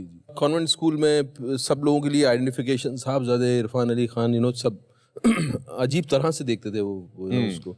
तो धीरे धीरे मैंने एक एक चीज कम करना शुरू की। करते करते करते अब खाली इरफान रह गया। इसमें से इर कब जाएगा मुझे पता नहीं। नहीं अभी कुछ नहीं। अभी इरफान बहुत अच्छा नाम है और इरफान के साथ मैंने जैसा कि कहा कि साहब लगाने का दिल करता है। मैंने सुना आपकी बैकग्राउंड, मतलब एक जो आपके बैकग्राउंड पिताजी दादाजी वगैरह, they were not very rich but feudal belong करते थे। उनके मतलब जमींदार, हाँ, नवाब खानदान। आपके पापा क्या करते? पिताजी क्या बुलाते थे? वालिद साहब? हाँ। हमारे अब्बू हम बोलते थे उनको। अब्बू। थक चुके थे उस सब रूटीन से, शिकार से, इससे उससे। लेकिन हमारी माँ बताती है कि जब हम बच्चे थे तो बहुत शिकार उन्होंने बहुत खेला है। आपकी कुछ याद है कि आपको भी कभी शिकार पे लेके गए थे? मुझे हमेशा लेके जाते थे और हम हमेशा जाते थे। हमारे लिए बहुत एडवेंचरस होता था। लेकिन जब मेरी सिस्टर मेरे साथ जाती थी या मेरा सबसे छोटा भाई साथ जाता था तो हमारे लिए थोड़ा ट्रॉमेटिक होता था वो। क्योंकि एक तो मिस्ट्री जंगल की वो बहुत मज़ेदार होती थी। अच्छा। वो देखने में बहुत मज़ा आता था। लेकिन जब किसी जानवर को मारा तो उसकी पीछे कहानियां हमारी बनती थी। क्या कि उसकी माँ वेट कर रही होगी, अरे उसका वो हो गया होगा। तो वो एक इमोशनल, एक अजीब सा है ना, अच्छा नहीं लगता था मुझे। हाँ। मेरे से उन्होंने बंदूक चलवाने की कोशिश की, बंदूक में चलाता था लेकिन जानवर मैंने नहीं मारा। अच्छा। मुझे दिक्कत होती थी थोड़ी। और मेरे फादर मुझे अक्सर कहा भी करते थे, क्योंकि मैं नॉनवेज खाता भी नहीं था। नहीं खाता था। मुझे थोड़ा सा अजीब लगता था। अच्छा। पता नहीं, मेरा टेस्ट डेवलप नहीं हुआ था शायद। तो वो अक्सर बोलते थे कि ये ब्राह्मण पैदा हुआ है पठानों के घर में। अच्छा। और मतलब एक दबंग किस्म की फैमिली थी। एक फादर आगे जा रहे हैं गन्स लेके, पीछे दो बेटे चल रहे हैं। मैंने रियलाइज किया कि इट्स एन एडिक्शन। वो जो जोश होता है शिकार के वक्त का, वो बहुत ही इट्स अ वायलेंट थिंग, कि जानवर दौड़ रहा है, आपकी गाड़ी दौड़ रही है, खड्डा दिख रहा है ना, दीवार दिख रही है, और आप बस उसके पीछे हैं। और आपकी माँ, आपकी वालिदा इनके टोटल कंट्रास्ट में थी। बिल्कुल। उनको सॉफ्ट फिलोसॉफिकल, उनको लगता था ये सब वायलेंट चीजें। एंड उनका इसलिए आई थिंक एक किस्म का कॉन्फ्लिक्ट डेवलप हो गया था मेरे फादर से, और वो मरते दम तक रहा। क्या? शी नेवर लाइक्ड शिकारबाजी। एंड तो उनका कहीं ना कहीं उनकी केमिस्ट्री में गड़बड़ाई है उस वजह से। मतलब बेसिकली आपके फादर साहब का प्रोफेशन और पैशन सेम था। प्रोफेशन तो उनका टायर था, हाँ, जो कि उस पर ध्यान नहीं देते थे। उन्होंने अपने सर्वेंट्स रख रखे थे, वो अपना संभालते रहते थे। पैशन शिकार था। और आपको पढ़ने वढ़ने को बोलते थे कभी? वो बोलते थे कि हुनर सीखो कोई। हाँ, हुनर पढ़ लिख के क्या करोगे, नौकरी करोगे किसी की। हाँ। तो वो नौकरी को थोड़ा सा ऐसा देखते थे, लुक डाउन अपॉन करते थे कि नौकरी वोकरी क्या करनी, हुनर सीख लोगे जिंदगी भर। और कोई आप चाहते थे कि आप प्रोफेसर भी बने हो या लेक्चरर बनो? मेरे फादर का कोई उसमें हाथ नहीं था। उनका था कि बस कुछ भी काम सीखो, अपना कोई किसी तरह का प्रेशर। मेरी माँ का प्रेशर था कि अंग्रेजी स्कूल में जाएं, कुछ मतलब कन्वेंशनल तरीके के जो इज्जतदार पेशे हैं वो अपनाएं। और फिर आपने अपनी वालिदा साहिबा से कहा कि मैं दिल्ली जा रहा हूँ प्रोफेसर बनने की कुछ ट्रेनिंग करने के लिए। हाँ? मैंने उनको कहा ये था कि मैं ड्रामा पढ़ने जा रहा हूँ। तो मैंने जब उनका रिएक्शन देखा तो मुझे लगा कि वो समझी नहीं है। उनको लगा कि मैं नाटकबाजी करूँगा, जो करना था मुझे। तो मैंने कहीं से सुन लिया कि इसको करने के बाद जो है आपको लेक्चरशिप की नौकरी मिल सकती है। ये वर्जन मैंने उनको दिया था कि मैं ये करने के बाद मैं लेक्चरर बन सकता हूँ यहाँ पे ना, तो लेक्चरर बनूंगा यहाँ के। तो वो संतुष्ट थी। और पिताजी ने पूछा था कि आप कहाँ जा रहे हो, क्या करने जा रहे पिताजी एक्चुअली पिताजी जब मैंने नाटक करना शुरू किया, पिताजी की उसी वक्त जो है उसी दौर में उनका वो चले गए, वो ट्रांसफर हो गए ओह, यहाँ से दूसरे प्लानट, कहीं पता नहीं कहाँ गए, पता नहीं चला मुझे अभी तक। मतलब वो इंतकाल हो गया उनका। अच्छा, इंतकाल हो गया। इंतकाल मतलब ट्रांसफर होता है तो उनका ट्रांसफर हो गया वो, और ऐसे क्रूशल टाइम पे हुआ जबकि मैंने एनएसडी का जाने का बिल्कुल डिसाइड कर लिया था और मैं घर का बड़ा था, और सडनली उनका जब हुआ तो आपकी उम्र क्या थी उस समय जब आप? मेरी हुई होगी 19 साल या, और मैं डिसाइड किया और उनका हुआ, देन सबकी नज़रें मेरे पर कि अब ये संभालेगा घर, और मैं कह रहा हूँ कि ये कैसे होगा। मतलब मैंने पहली बार ज़िंदगी में मैंने जो एक मुहावरा है कि पैर तले से ज़मीन खिसक जाना, वो मैंने एक्सपीरियंस किया था।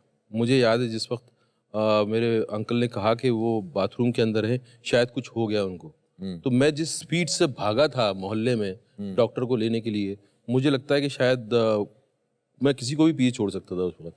कुछ भी उंगालता फानता मैं डॉक्टर के गया, डॉक्टर वहाँ नहीं मिला, फिर उसके घर गया, जब तक वापस डॉक्टर के साथ आया मैं वापस, तब तक उनको बाहर निकाल लिया गया था एंड ही वाज डेड। मुझे जो है उनका सर पे हाथ फेरना याद है मुझे हमेशा से, वो मैं कभी नहीं भूलूंगा ज़िंदगी भर। जिस तरह से वो हाथ रखते थे सर के ऊपर, वो बहुत उसमें पता नहीं क्या था एंड मेरा कभी उनसे बहुत ज़्यादा इंटरेक्शन नहीं हुआ, मैं थोड़ा सा अलूफ था, मेरे छोटे भाई का ज़्यादा होता था। मेरे से लास्ट के दिनों में जब उनका कॉन्फ्लिक्ट थोड़ा सा मेरी मदर से ज़्यादा हो गया था तो बहुत परेशान रहते थे वो। उस दौरान मैंने अपने हिसाब से उनको कुछ सजेस्ट करने की कोशिश की एक आध चीज़ें, तो he was little more interactive with me, उनको मेरी बातें अच्छी लगती थी। अक्सर लोग पेरेंट्स ये बोलते हैं कि हमने तुम्हारे लिए ये किया, हमने तुम्हें ये फोर्स किया ताकि तुम ये बनो, लेकिन मुझे हमेशा अपने फादर का अच्छी यादें इसलिए हैं क्योंकि उन्होंने किसी चीज़ का फोर्स नहीं किया, उन्होंने हमें थोड़ा सा खुला छोड़ा था कि you choose, so that it was very comforting. क्या ये एक कारण था कि आप बहुत, अभी भी मुझे लगता है कि कुछ इंट्रोवर्ट हो आप? इंट्रोवर्ट होने का आई थिंक कुछ चीज़ें होती हैं जो कि आप बचपन से आपके साथ होती क्योंकि आपने कोई किसी कंपटीशन में आपको गाना था, मैं स्कूल में गाना था और आप सारे उसके वर्ड्स भूल गए? नहीं, मुझे सब याद था, लेकिन मेरी जो आवाज़ निकली वो किसी ने सुनी ही नहीं। माइक मेरे यहाँ लगा हुआ तो भी नहीं पहुंची आवाज़, वो आवाज़ निकली नहीं बेसिकली। मुझे लगा मैं गा रहा हूँ, लेकिन वो आवाज़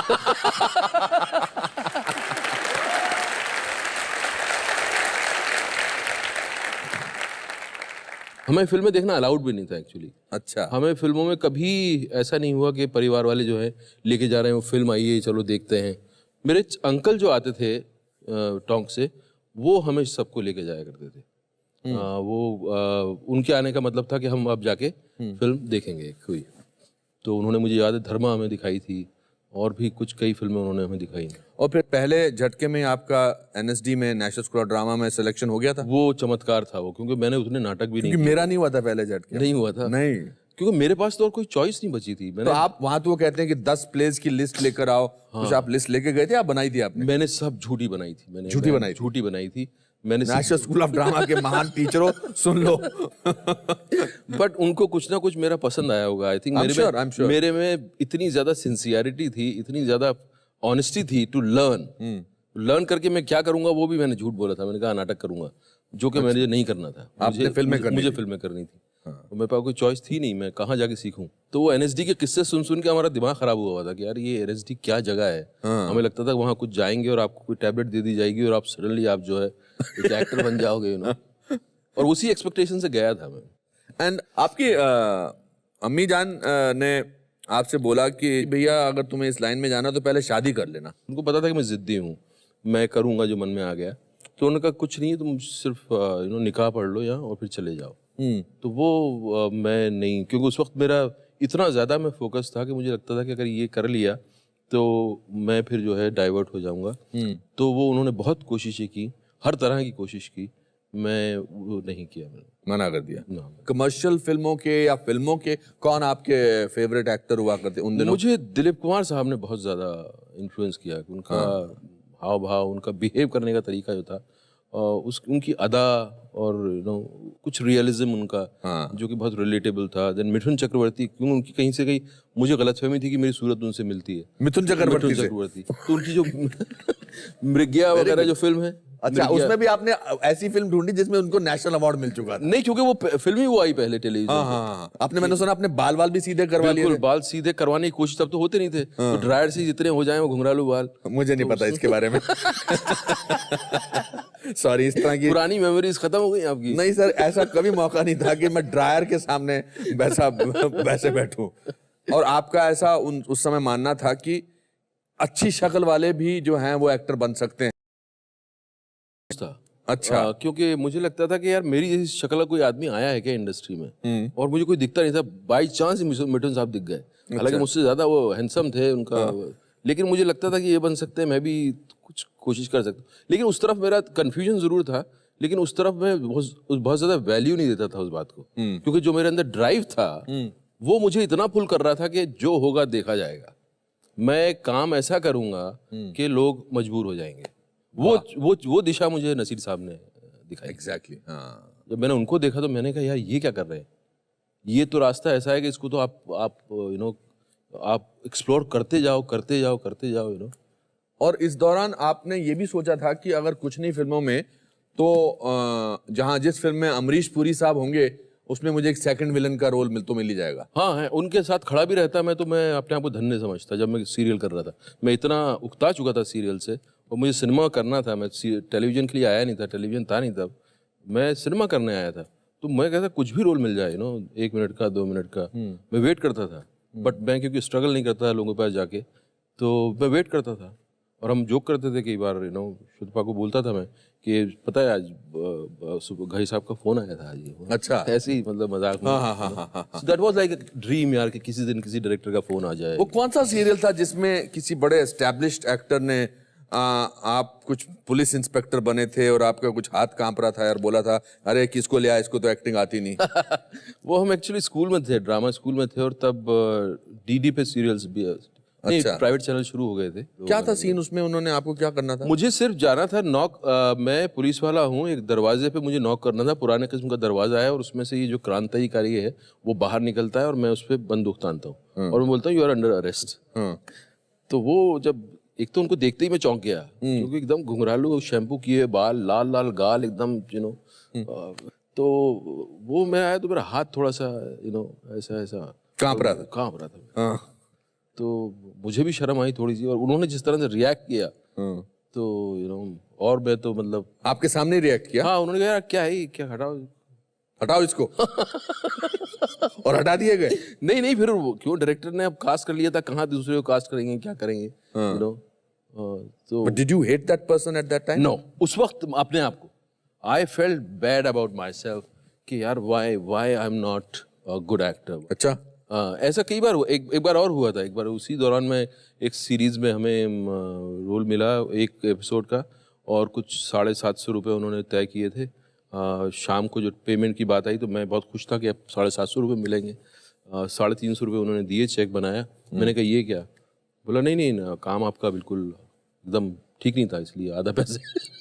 उसने डिसाइड कर लिया कि काम ठीक नहीं था? काम, हाँ, अगर वो ऐसे बोलते कि हम नहीं दे रहे, काम अच्छा था आपका, ये ले लो, तो मैं खुश होकर आया था। क्योंकि आपको बहुत उस वक्त आप जानना चाहते थे क्या आप जो कर रहे हो वो कैसा है। क्योंकि थिएटर कर रहे हो, आपको देख नहीं सकते अपने आप को, उस तरह के कैमरे नहीं है। आज तो कैमरे हैं, आप अपने आप को देख सकते हो, तो आप देख नहीं पाते थे। तो पूछते थे लोगों से, झगड़े होते थे कई बार अपना गर्लफ्रेंड से कि यार कैसा लगा तुम्हें? बोलो नहीं अच्छा था। बोले तुम जैसे अच्छा बोल रहे हो लग नहीं रहा कि अच्छा था। बोले नहीं मैं बोल रही हूँ ना अच्छा था। अब पता से बोल रही हो? हाँ, तो बोल लग क्यों नहीं रहा? तुम मीन कर रही हो कि वाकई अच्छा था? अरे यार अच्छा था यार। अब तुम अपसेट हो रही हो। तो अब ये चक्कर में बोला इसीलिए मैं नहीं बोलती। अगर बोलूंगी तो तुम सह नहीं पाओगे। तो समझ में आ गया कि अच्छा नहीं था। ओह, फाइनली ये सेंटेंस बोला गया। हाँ, फाइनली ये सेंटेंस बोला गया। आपने अपने आप को चेंज किया है, गर्लफ्रेंड चेंज की? मन तो करता था गर्लफ्रेंड चेंज कर दो, लेकिन नहीं हो पाई चेंज। इस दौरान आपकी कास्टिंग मीरा नायर की फिल्म में भी हुई थी। फिल्म का नाम था सलाम बॉम्बे, और काफी रोल आपका कट गया था, सुना उसमें। उसमें वो रोल ही खत्म हो गया था जो मुझे लेकर उन्होंने और आपने शूट किया था उसको? उसको शूट करने वाले थे हमने 2 महीने की वर्कशॉप की थी। बाद में उन्होंने कहा कि यार इसकी हाइट इतनी है, बाकी बच्चे ऐसे हैं, तो फ्रेम जो है गड़बड़ हो रहा है। और फाइनली ये न्यूज़ ब्रेक की गई कि आप नहीं है, आप जो है वो रोल अब खत्म हो गया है। Where were you? Where was this news told to you? I was in Marine Lines. I had Mr. Day was there who उनके घर में मुझे पेइंग गेस्ट रखा गया था और शाम को कुछ गेट टुगेदर जैसा था, तो मुझे वहाँ बुलाया गया। हाँ, मतलब बातचीत हो रही थी और फिर मुझे बोला कि ये रोल अभी नहीं है इरफान, तो अब आगे कुछ करेंगे ना, इसको कट गया है। उनके लिए तो ऐसा था, मेरे लिए मतलब मेरी पूरी दुनिया शैटर हो गई, so be prepared any time for anything. मैंने एक कहानी सुनी है, ये कहाँ तक सच है इसकी पुष्टि आप करेंगे कि आपको किसी ने कहा कि टीवी टावर पे रोल मिलते हैं। अच्छा, इसका मतलब कहीं तो इसमें सच्चाई है। इसमें बहुत सच्चाई है इसमें। क्या ये मतलब? एक्चुअली क्या था वो, जब लगा कि एक्टिंग करना है, तो फिर लगा कि टेलीविजन भी जा सकते हैं, तो हमने इंक्वायरी करने की कोशिश की, रिसर्च कि कैसे जाया जाए। तो किसी ने बता दिया पहाड़ के पर टीवी टावर लगा हुआ था। किसी ने देखो दिख रहा है ना वहाँ पर प्रोग्राम बनते हैं, अब वहाँ से रिले होता है, उसको भी शायद यही समझ होगी कि वहाँ बनते हैं प्रोग्राम। अच्छा। उसने हमको वहाँ भेज दिया, तो हम पहाड़ों पर भेड़ बकरियों के साथ ऊपर, मुझे मालूम है वो नाहरगढ़ का पहाड़ है वो।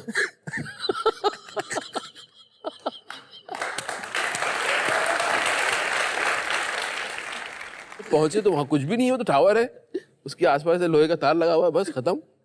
ना कोई कमरा है। आप गए? हाँ बिल्कुल गए, विद माय कजन, और बातें करते हुए, और क्या बात करेंगे क्या करेंगे, साथ में एक कैमरा भी था फोटो खींचते हुए। कुछ भी नहीं था वहाँ, तो वो कुछ नहीं था, तो हम वहाँ फिर बिजी हो गए। मेरा कजन बोलने लगा यहाँ खजाना है। अच्छा। बोला ये पुराने किले होते हैं, यहाँ खजाना होता है, तो चल खजाना ढूंढते हैं। तो हम फिर वहाँ भटक गए उसमें, खजाना ढूंढने में, दिन वापस आ गए। तो ऐसा।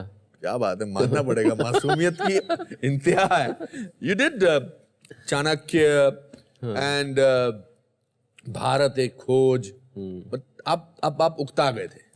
हाँ, मतलब वो तो सिर्फ कि गाड़ी चलती रहे, आप मतलब जो है आपको ऐसी स्टोरीज ना बने आपके साथ कि हमने रेलवे स्टेशन पे बैठ के चने खा के रातें गुजारी हैं, वो सब ना करना पड़े। तो उसके लिए जहाँ भी जैसा भी रोल मिलता था आप करने चले जाते थे।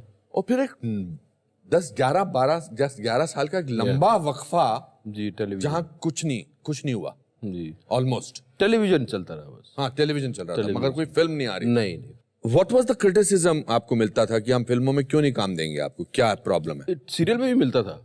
अच्छा। जो बनेगी अपनी बात, जो मेरा सबसे ज्यादा पॉपुलर सीरियल था, तब आप ज्यादा सेंसिटिव होते हो इन सारे कमेंट्स को लेकर। यार ये आ गया, ये एपिसोड लंबा कर देगा, क्यों आप पॉज लेते थे?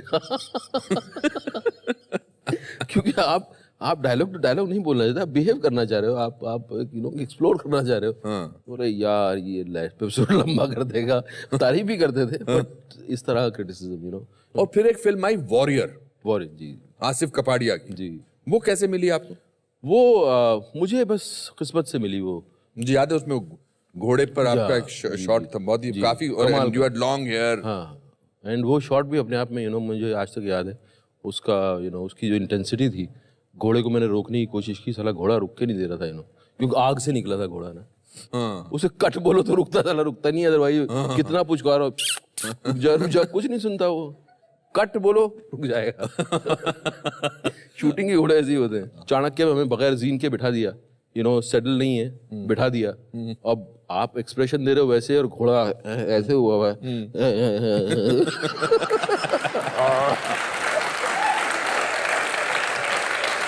तो आपको अंदाजा नहीं है कि अब एक फिल्म थी परंपरा, यश जी ने बनाई थी। मेरे आमिर खान के साथ मेरा वो भतीजा था, मैं उसका कुछ मामा था, ऐसा कुछ था, ऐसा कैरेक्टर, और घोड़े की दौड़ थी। और यश जी ने मुझे पूछा, तो घोड़ा चला दिया? मैंने कहा अभी कौन, मैं 50-50 शिफ्टें करता था, 2 घंटे के लिए यहाँ जाता था। मैंने कहा हाँ करा लूंगा सर, मैं कर लूंगा। तो जहां तक तो घोड़े पर बैठने तक का सवाल था, वहां तो ऐसा लगा कि ये जॉकी है। और आमिर खान भी थोड़ा डर रहा था कि मतलब ऐसा थोड़ा, मैं ऐसे बैठा और ऐसा लगा यश जी मुझे कहते जब उन्होंने ऐसे किया ना तो मुझे लगा मैंने गलती से इनको ऐसे कर दिया, मेरे को तो आता है। तो टीनू वर्मा उसके और टीनू वर्मा की जो चिल्लाहट होती थी वो गोली से ज्यादा ताकतवर होती थी। कमाल किया। और उन्होंने घोड़े के कान में बोला action.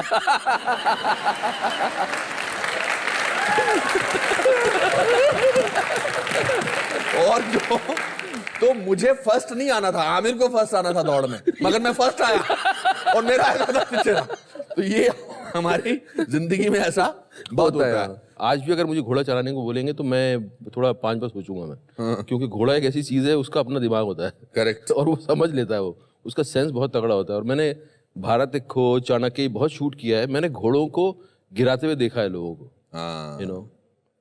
So you Asif Kapadia की फिल्म से you got a certain kind of an international recognition. Asif Kapadia, उससे बड़ी बात जो हुई, वो तो एक्सपेक्ट कर रहा था कि मैं इंटरनेशनल रिकग्निशन मिलेगा।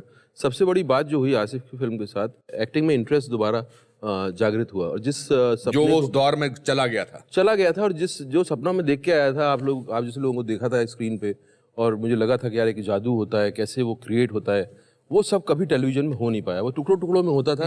उसका उसका आभास उस तरह से आपको कभी हुआ नहीं। तो आसिफ की फिल्म क्योंकि लगातार थी, 3 महीना शूट करना था, एंड आप एक ही कहानी को जी रहे थे, एक ही कैरेक्टर आप जी रहे थे, तो उसका जो एक्सपीरियंस हुआ वो धीरे धीरे जैसे ग्रो करना शुरू हुआ, वो कहानी जैसे ग्रो करना शुरू हुई, मुझे लगा कि ये this is what I wanted from acting. उसने मेरी जिंदगी का धारा बदल दी। और इस दौरान बॉम्बे के कौन से ऐसे डायरेक्टर थे आप जिनके साथ आप काम करना चाहते थे मगर काम नहीं मिल रहा था? शशिलाल नायर एक डायरेक्टर थे जो थोड़ी नए किस्म की फिल्म जो नाना के साथ बनाते थे, अंगार वगैरह। फिर रामू आ गए थे। मगर you never decided to meet somebody like Yash Chopra, Subhash Ghai. वो आपको अंदाजा था कि इन फिल्मों में आपकी जगह नहीं है। मिलने जाने में मुझे थोड़ी सी दिक्कत होती थी, क्योंकि उससे ना क्योंकि मैं बोलने में बहुत अच्छा नहीं था। मैं अपना कोई इम्प्रेशन बनाऊं या किसी को इम्प्रेस करूं उसमें मैं बहुत अच्छा नहीं था। जब भी मैं जाता था, सोशल स्किल्स अच्छे नहीं थे। नहीं, तो मैं नुकसान करके आता था अपना। अच्छा। तो अगर मैं आपसे मिलने आया हूँ तो आपका मेरे बारे में कोई इंप्रेशन होगा, आपको लगता होगा ठीक ठाक एक्टर है। अगर मैं मिल के जाऊंगा तो आप ही बोलोगे इसको कभी काम नहीं दूंगा मैं। क्योंकि मुझे, और आपने इसको सुधारने की भी कोशिश नहीं की? सुधारे कैसे? आदमी जैसा बना हुआ है वैसा बना हुआ है। जो काम ढूंढ रहे हैं, क्योंकि आपको बहुत ज्यादा ध्यान उस पर है कि आप अपना काम को सुधारो। और फिर आपने विशाल भारद्वाज की मकबूल मकबूल, हाँ। उसके बाद एक सिलसिला फिल्मों का बढ़ता चला गया। उसमें थोड़ा वक्त लगा क्योंकि उस वक्त वो दौर शुरू नहीं हुआ था, उतने बहुत सारे डायरेक्टर उस तरह के थे नहीं। आज जैसे माहौल बन गया है, हर बहुत सारे डायरेक्टर हैं जो अलग तरह से कमर्शियल सिनेमा को डिफाइन करने की कोशिश कर रहे हैं। उस वक्त कम थे ऐसे। तो बट वो मेरे लिए माइलस्टोन है। उसने मुझे पहली बार एक लव स्टोरी करने का मौका दिया। हालांकि वो उस तरह की रोमांटिक उस तरह की नहीं थी, बट उसने मुझे एक लव स्टोरी जीने का मौका दिया, जो कमाल का एक्सपीरियंस था। मगर you did another film called सहर। हासिल उसके पहले की थी मैंने। हासिल मकबूल से पहले की थी। बहुत अच्छी फिल्म थी। वही देख के उन्होंने, विशाल साहब ने मुझे कास्ट किया। विशाल साहब से मैं शायद किसी स्कूल में मिला था, हम दोनों के बच्चे एक ही स्कूल में थे शायद। तो मैंने बोला था कि आप मेरी फिल्म है, आप प्लीज़ देखिए ना, तो स्क्रीनिंग है। तो उन्होंने देखा एंड देन उनका कुछ फ़ोन नहीं आया। मैं वेट करता रहा। फिर नेक्स्ट डे मैंने फ़ोन किया तो उन्होंने कहा कि यार मैं तो करने ही वाला था फ़ोन। अच्छा। हाँ, मैं तुम्हें करने ही वाला था इरफान। और उन्होंने बोला मैं मैकबेथ बना रहा हूँ। पहला सवाल मैंने उनसे पूछा कि आप मैकबेथ बना रहे हैं, आप उसके गिल्ट को कैसे आपने अडेप्ट किया? फिर उन्होंने बताया बच्चे वाला एंगल, जिस तरह से वो गिल्ट को उन्होंने अडेप्ट किया था, आउटस्टैंडिंग, बहुत अच्छा। उसको पता नहीं है कि बच्चा किसका है। और फिर नेमसेक हुई। और मुझे कभी लगा नहीं था कि नेमसेक जो है वो इसकी फिल्म होगी, फादर की एंड मदर की। मुझे हमेशा लगा गोगोल की कहानी है, उसी की फिल्म होगी। बट उसकी लाइनें इतनी खूबसूरत थी कि मैंने कहा यार इस लाइनों को बोलने का मौका फिर मुझे मिलेगा नहीं। और उसके बाद एक सिलसिला, इंटरेस्टिंग उसके बाद फिर सिलसिला शुरू हुआ। अब इस समय आप जिंदगी के एक खुशहाल मोड़ पर हैं हर तरफ से, या कोई? मुझे जिंदगी तो अपने चैलेंजेस रखती है हमेशा। मुझे काम को लेकर बहुत मजा आ रहा है। और यही दिन देखने के लिए मैं शायद एक्टर बना था जहाँ के मुझे अपने किस्म की कहानियाँ चुनने को मिले और जहाँ मुझे अपने किस्म का काम करने को मिले। कई बार आप एज एन एक्टर बहुत इनसिक्योर होते हैं, ज्योतिषियों को के पास भी जाते हैं, तो मेरा सबसे बड़ा सवाल यही होता था, सब लोग मतलब अरे आप तो एस्टेब्लिश है, अरे आप तो मेरा सवाल उनसे यही होता था कि वो टाइम कब आएगा जब मुझे अपने तरह का काम करने का मौका मिलेगा जो मैं करना चाहता हूँ। अभी तो मैं दूसरे आदमी की कहानी सुना रहा हूँ, अभी तो मैं मतलब उसका कन्विक्शन है, उसमें मैं किसी तरह से फिट इन होने की कोशिश कर रहा हूँ, यू नो। बट मेरा अपना जो एक्सप्रेशन है, मेरी अपनी जो रिफ्लेक्शन है जिंदगी का, वो कब ऐसे रोल आएंगे जिसमें मैं अपने आप को एक्सप्रेस कर पाऊंगा। तो that was my you know wait, that was a kind of you know seeking for me. One of my most favorite films of recent times is Pan Singh Tomar.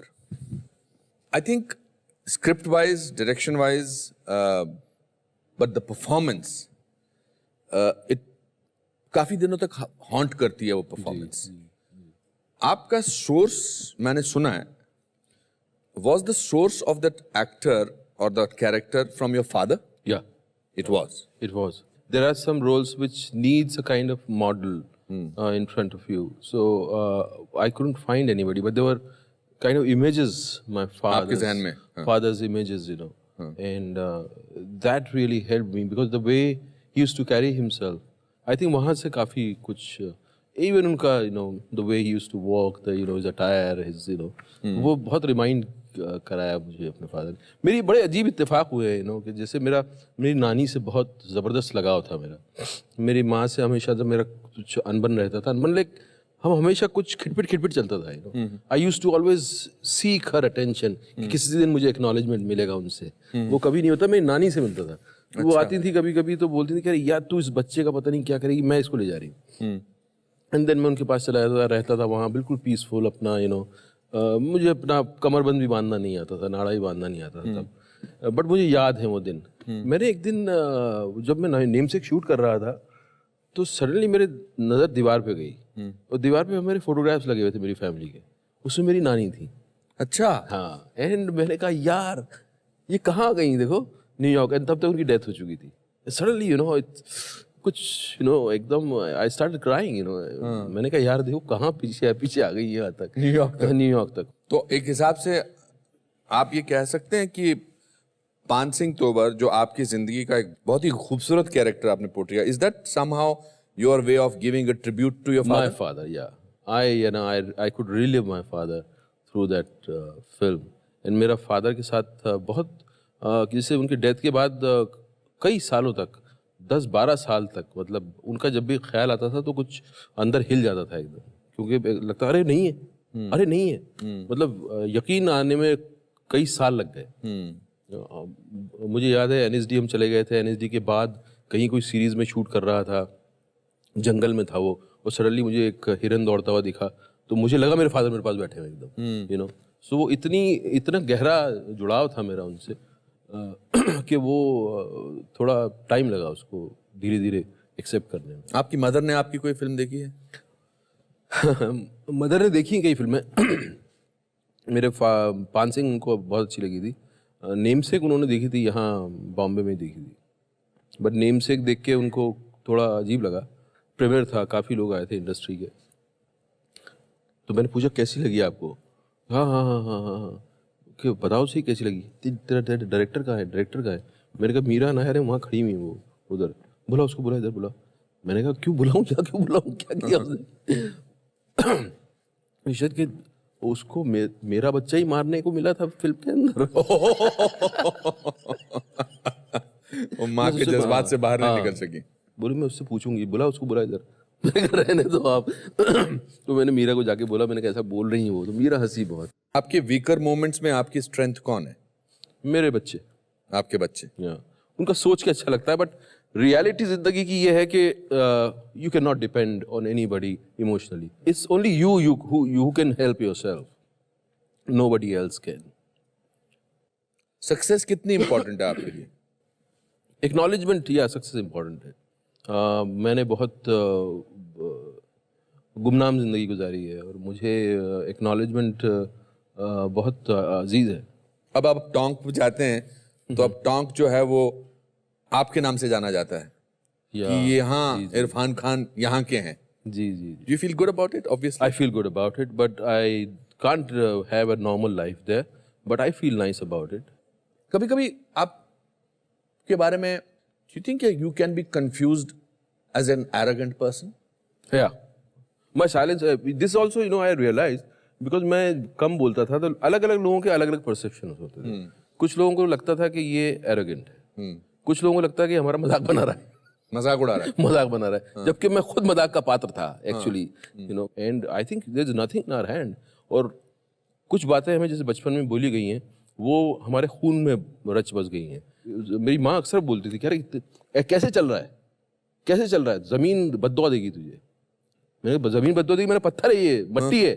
बोलो जिंदा है वो. वाह. एंड देन अब मुझे लगता है कि यार ये क्या बात थी. अब उन्होंने सोची नहीं होगी, उन्होंने भी कहीं से ली होगी, लेकिन इस बात में कितना बड़ा सत्य छुपा हुआ है कि ये प्लैनेट जो है जिंदा है और हम उसके पात्र हैं, हम उसके अंग हैं. और तो कुछ ऐसी चीज़ें हैं जो कि आपके अंदर रह गई हैं, जो आपकी सेंसिबिलिटी को कहीं ना कहीं शेप अप करती रहती हैं और जो जिंदा रहती हैं. पता नहीं आपने शायद गौर किया कि नहीं किया, मगर मैंने इस बातचीत के दौरान दो चीज़ें गौर में मेरे आई. एक तो आपने कहा कि मेरी माँ से हमेशा खिटपिट रहती थी, मगर आपने इतनी सारी बातें अपने माँ की कही जो उन्होंने कही थी और आपको याद रही हैं. जी बिल्कुल. So unknowingly I think your major teacher has been your mother. Mother, right. Teacher has been my mother. और जो आपके हीरो थे वो फादर. वो आपके फादर थे. जी सही बात. हाँ. नेशनल स्कूल ड्रामा में जाना, वो जो मेरा एडमिशन हुआ वो मेरे लिए सबसे बड़ा सरप्राइज था. ये हो गया तो फिर कुछ भी हो सकता अब कुछ भी हो सकता है. अब मैं कुछ भी कर सकता हूँ. कुछ भी. वो मोमेंट वाकई ऐसा था कि मैं जिस वक्त मैं अपना बिस्तर बंद होल डोल बांध के रिक्शा में बैठ के जयपुर से निकल रहा था तो मुझे लगता था मैं कुछ भी कर सकता हूँ. उमंगों भरी उम्र है, पूरे सारे आलम को फतेह करने की ख्वाब देखने की उम्र है. वो बिल्कुल वैसे मैं भी ही लग रहा 19 साल का था. तुगलक का डायलॉग है. हाँ? हाँ. वाह वाह.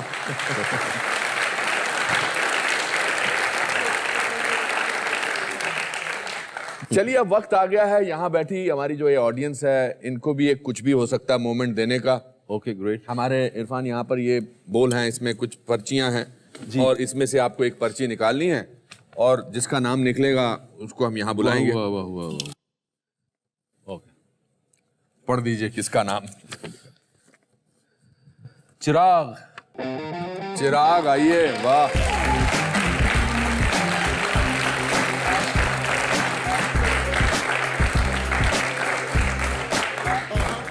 चिराग बेटा क्या हाल है.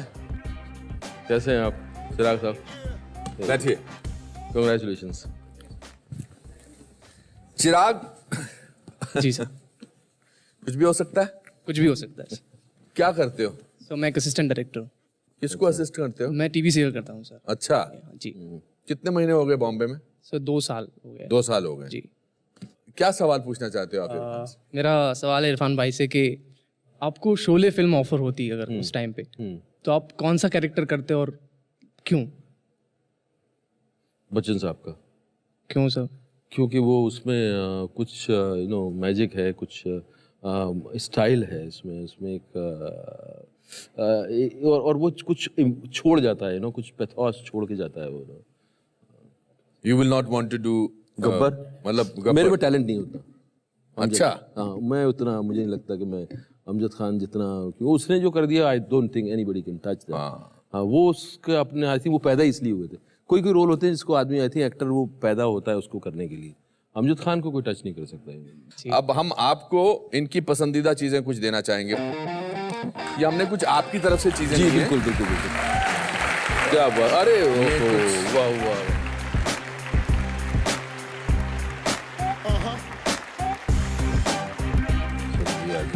चलिए और आपका सेल्फी मोमेंट.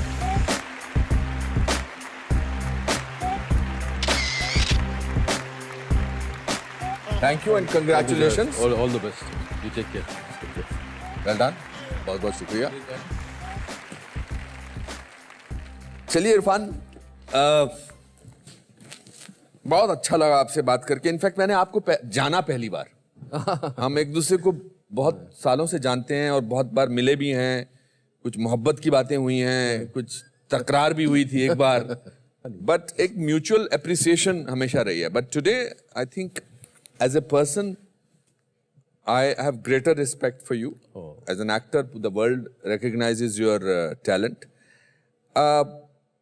इंटरनेशनल सिनेमा में, हिंदुस्तानी सिनेमा में भगवान आपको और तरक्की दे. हमने अपने कुछ जज्बात इस पेपर पे लिखे हैं. हम चाहते हैं कि आप इसे सुने और इसे भी अपने घर में लगाइए, रखिए. मुझे इस बात की बेहद खुशी होगी. आइए.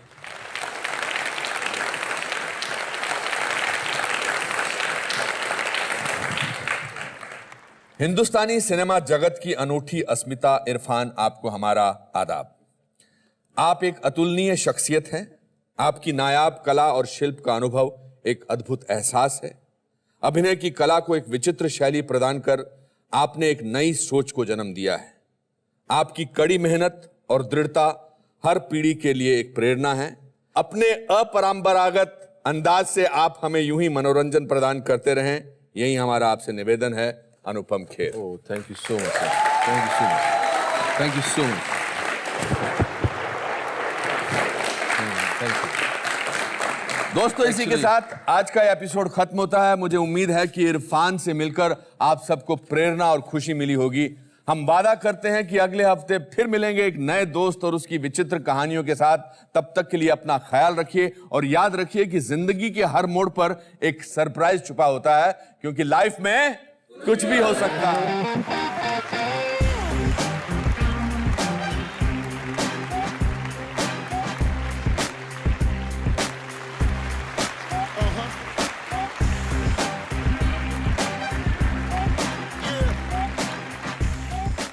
दोस्तों, एक बच्चा अपना परिवार इसलिए छोड़ता है कि बाकी सदस्य भरपेट खाना खा सके, और आगे चलकर वो बच्चा महान बॉक्सर मैनी पैक्वियो बन सकता है. तो कुछ भी हो सकता है. अगर डायबिटीज की बीमारी को चुनौती देकर swimmer Gary Hall junior Olympic gold medallist बन सकते हैं, तो कुछ भी हो सकता है. और अगर किडनी फेलियर की वजह से 2 बार ऑपरेशन करवाने के बावजूद फुटबॉलर इवान क्लासनिक अपनी कंट्री के लिए वर्ल्ड कप में खेल सकते हैं, तो कुछ भी हो सकता है. दोस्तों, इंसान को गरीब उसके हालात ही नहीं बल्कि उसकी सोच भी बनाती है. इसी सोच के साथ welcome to the Anupam Kher show. कुछ भी हो सकता है.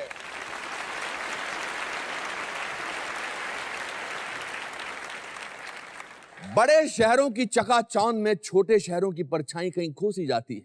बड़ी बड़ी इमारतों के बीच मोहल्ले कहीं धुंधला से जाते हैं. गाड़ियों के शोर में शांत हो जाती है चबूतरे पर लगी बैठक की आवाज, और सूट बूट की चमक में फीका पड़ जाता है बूशर्ट और पैंट का अंदाज. दोस्तों, ये कोई कविता नहीं बल्कि हमारे देश की सच्चाई है. हम क्यों छोटे शहरों को नजरअंदाज करते हैं? हम क्यों नहीं ये समझते कि शहर छोटा हो सकता है, इंसान नहीं, उसका घर छोटा हो सकता है, लेकिन उसकी सोच नहीं.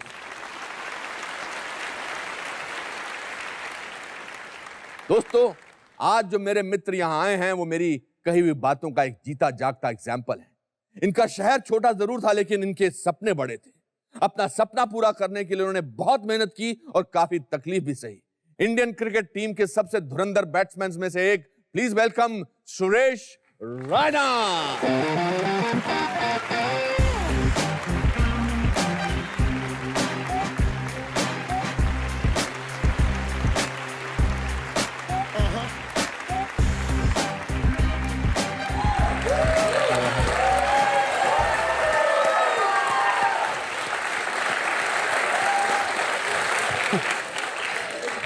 यार, ये कमाल है कि हमारे यहाँ बहुत सारे फिल्म स्टार्स भी आते हैं, मगर इतनी देर तक तालियां नहीं मारते उनके लिए. तो हाँ,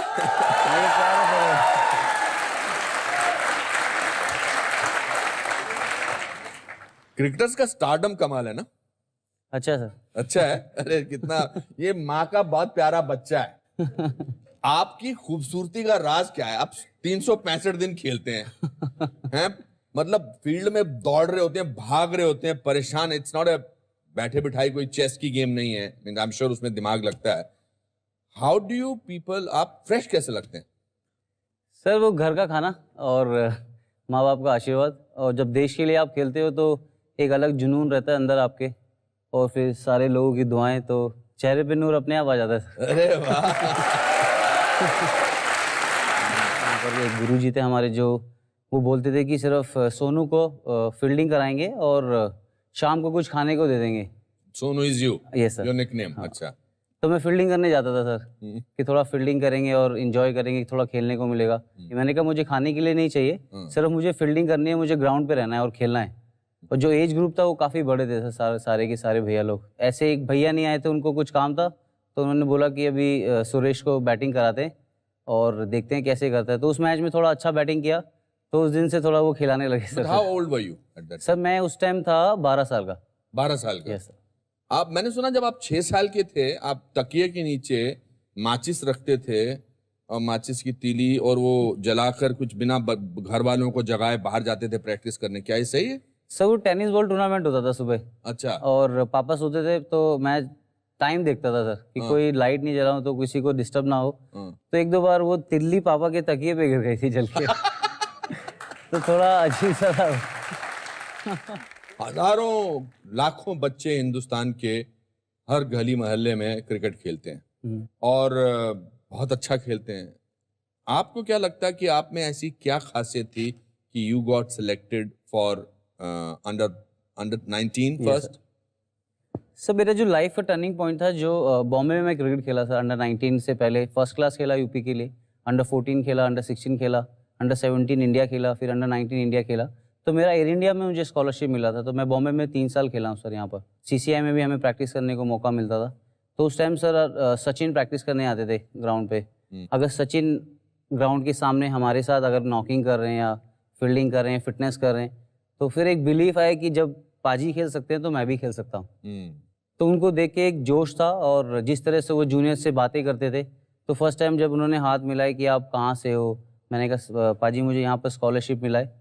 तो अच्छे से वो बात कर रहे थे कि मतलब वो 2 मिनट ही काफ़ी थे सर वो। तो वहीं से मेरी जो लाइफ, जैसे आपका शो का नाम है लाइफ में कुछ भी हो सकता है, तो मैंने वहाँ बिलीव किया कि सर लाइफ में कुछ भी हो सकता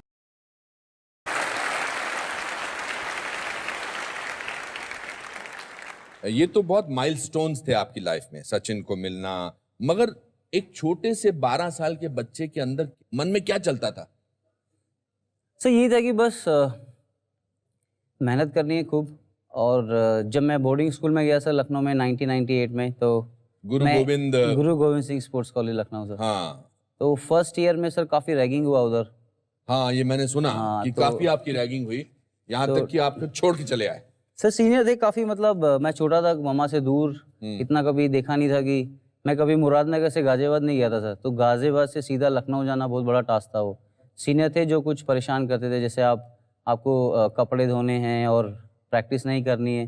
तो उस टाइम थोड़ा टफ था, क्योंकि इतनी दूर से कपड़े आके धुलवाते थे? सर रात को मैं 2 बजे धोता था। तो मैं 2 से 3 बजे तक कपड़े धोता था, उसके बाद सुबह 5 बजे उठता था।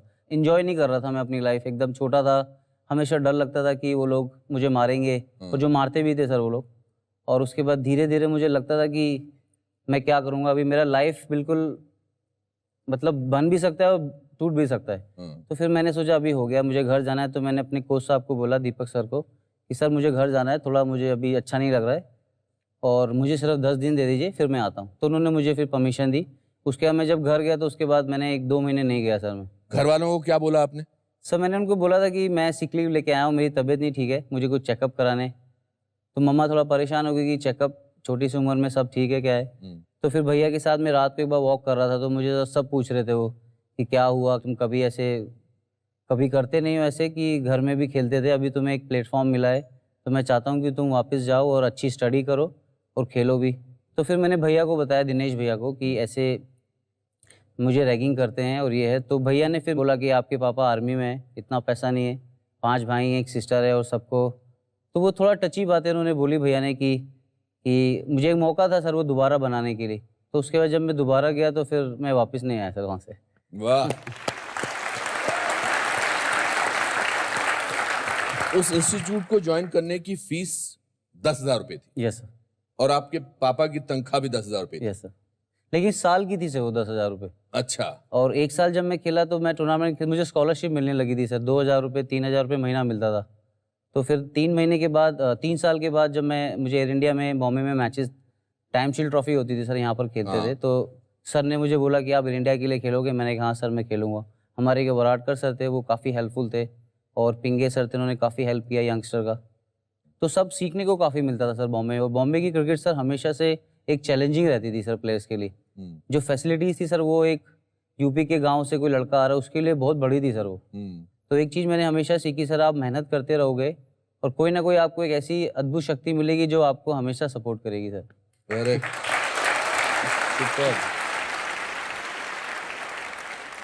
और आपके जो भाई जो one of the brother Dinesh जिसका ना, जिन्होंने रात को उस दिन आपको लेक्चर दिया था, जी जी जी व्हाट डज ही डू?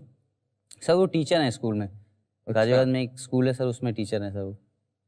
और सबसे अच्छी बात है कि वो मेरे फादर फिगर है सर। वो भाई तो हैं ही, लेकिन हमेशा वो अच्छी चीज़ें बताते हैं कि क्या लाइफ में करना है, कैसे आपको रहना है। और उनके साथ एक अच्छा रिलेशन है सर, क्योंकि वो हमेशा मेरे लिए थे। क्योंकि 12 साल की उम्र में सर बोर्डिंग स्कूल में जाना और फिर वहाँ पर 8 साल, मैं कभी फिर उसके बाद घर ही नहीं गया सर। वो वही जो छुट्टी मिलती थी उसमें जाता था, लेकिन मॉम डैड को काफ़ी मिस किया। वो टफ़ टाइम था, क्योंकि उस टाइम मुझे थोड़े से मस्ती करनी थी, थोड़ा स्कूल बंक करके जो सब लोग करते हैं वैसा करना था। लेकिन उस टाइम मैं 12-13 साल आपके में भाई बड़े दुखी होते थे जब आप स्कूल बंक करते थे। पर उनको खेलने के लगता लिए था फिर करता आप था। किसी ना किसी दिन कोई ट्रॉफी ले आते थे, कोई कुछ ले आते थे। Yes sir. एक बार हम लोग खेलने गए थे सर, मंसूरपुर एक गांव था हमारे वहाँ से, गाजियाबाद से। तो वहाँ पर हम लोग खेलने गए, तो हम लोग सर, उनको लगा सर सुबह जाएंगे शाम को आ जाएंगे। तो एक मैच हम जीते, तो फिर उन्हें गाँव वालों ने बोला कि कल सेमीफाइनल है, फिर शाम को फाइनल हो जाएगा। तो मैं रात को, घर वालों को पता ही नहीं सर मैं कहाँ पर हूँ। फिर मैं फ़ोन भी किया रात को, घर वालों, उस टाइम फ़ोन नहीं होता था सर घर पे, तो पड़ोस में किया, वो 10:30 बजे तक सो गए थे सर पड़ोसी। फिर तो उसके बाद जब मैं घर आया तो सर 2 दिन मेरी बहुत पिटाई हुई सर।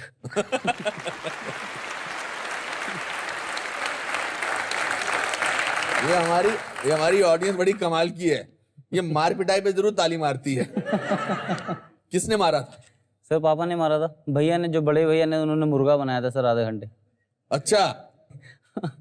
तो सर फिर पटा लिया था बाद में, पापा को बोला कि आप माफ उस कर तरह के दीजिए। लगते हैं जो आसानी से पटा सकता है इंसान को। कोशिश की सर थोड़ी, तो papa but you are not all that simple and भोला भाला नहीं है। अभी मैं ध्यान से देख रहा हूँ, इनके पीछे बहुत शरारती बच्चा है।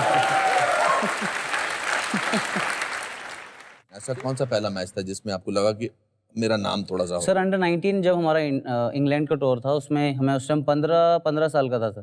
तो हमारे कोच थे सर रॉबिन सिंह सर। तो वो उस टाइम इंडिया के सबसे फिटेस्ट क्रिकेटर थे सर वो। तो उसमें राइडू था सर, मैं था, मनिंदर बिस्ला था, इरफान पठान था, काफ़ी सारे यंगस्टर थे जो इंडिया के लिए खेले सर बाद में। तो वहाँ पर खेला, तो उन्होंने मेरे जो यूपी के सिलेक्टर थे गोपाल शर्मा सर, तो उनको बोला कि इस लड़के को 15 साल में आपको रणजी ट्रॉफी खिलाना चाहिए। और ये लड़का बहुत टैलेंटेड है, और मैंने इसको देखा है 2 महीने इंग्लैंड में, काफ़ी अच्छा प्लेयर है और काफ़ी मेहनत करता है। तो उन्होंने फिर मुझे लास्ट मैच खिलाया 15 साल की उम्र में।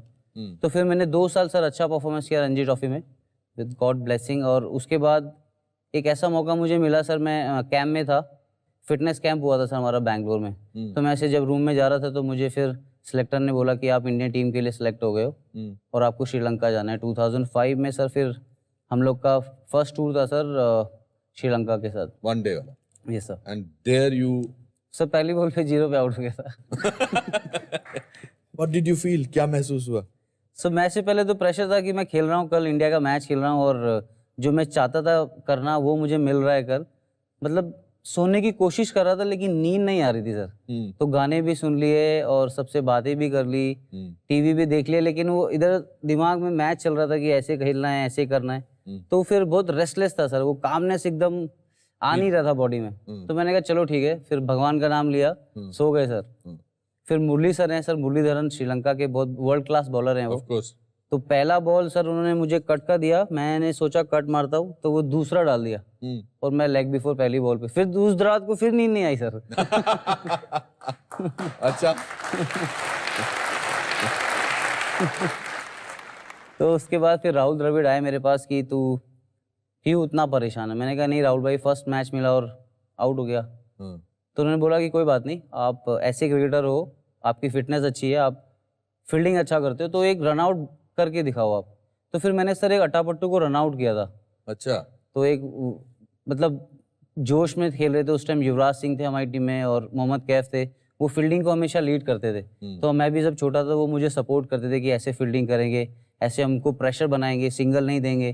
तो सिंगल में जब हमने प्रेशर बनाया 5-6 ओवर्स में, तो मैंने एक रन आउट किया। तो फिर राहुल द्रविड़ काफ़ी इंप्रेस हुए थे सर, वो मेरे कैप्टन थे वनडे टीम के। तो उन्होंने बोला फिर शाम को, फिर मैं दुखी था, मैं आउट क्यों हो गया 0 पे।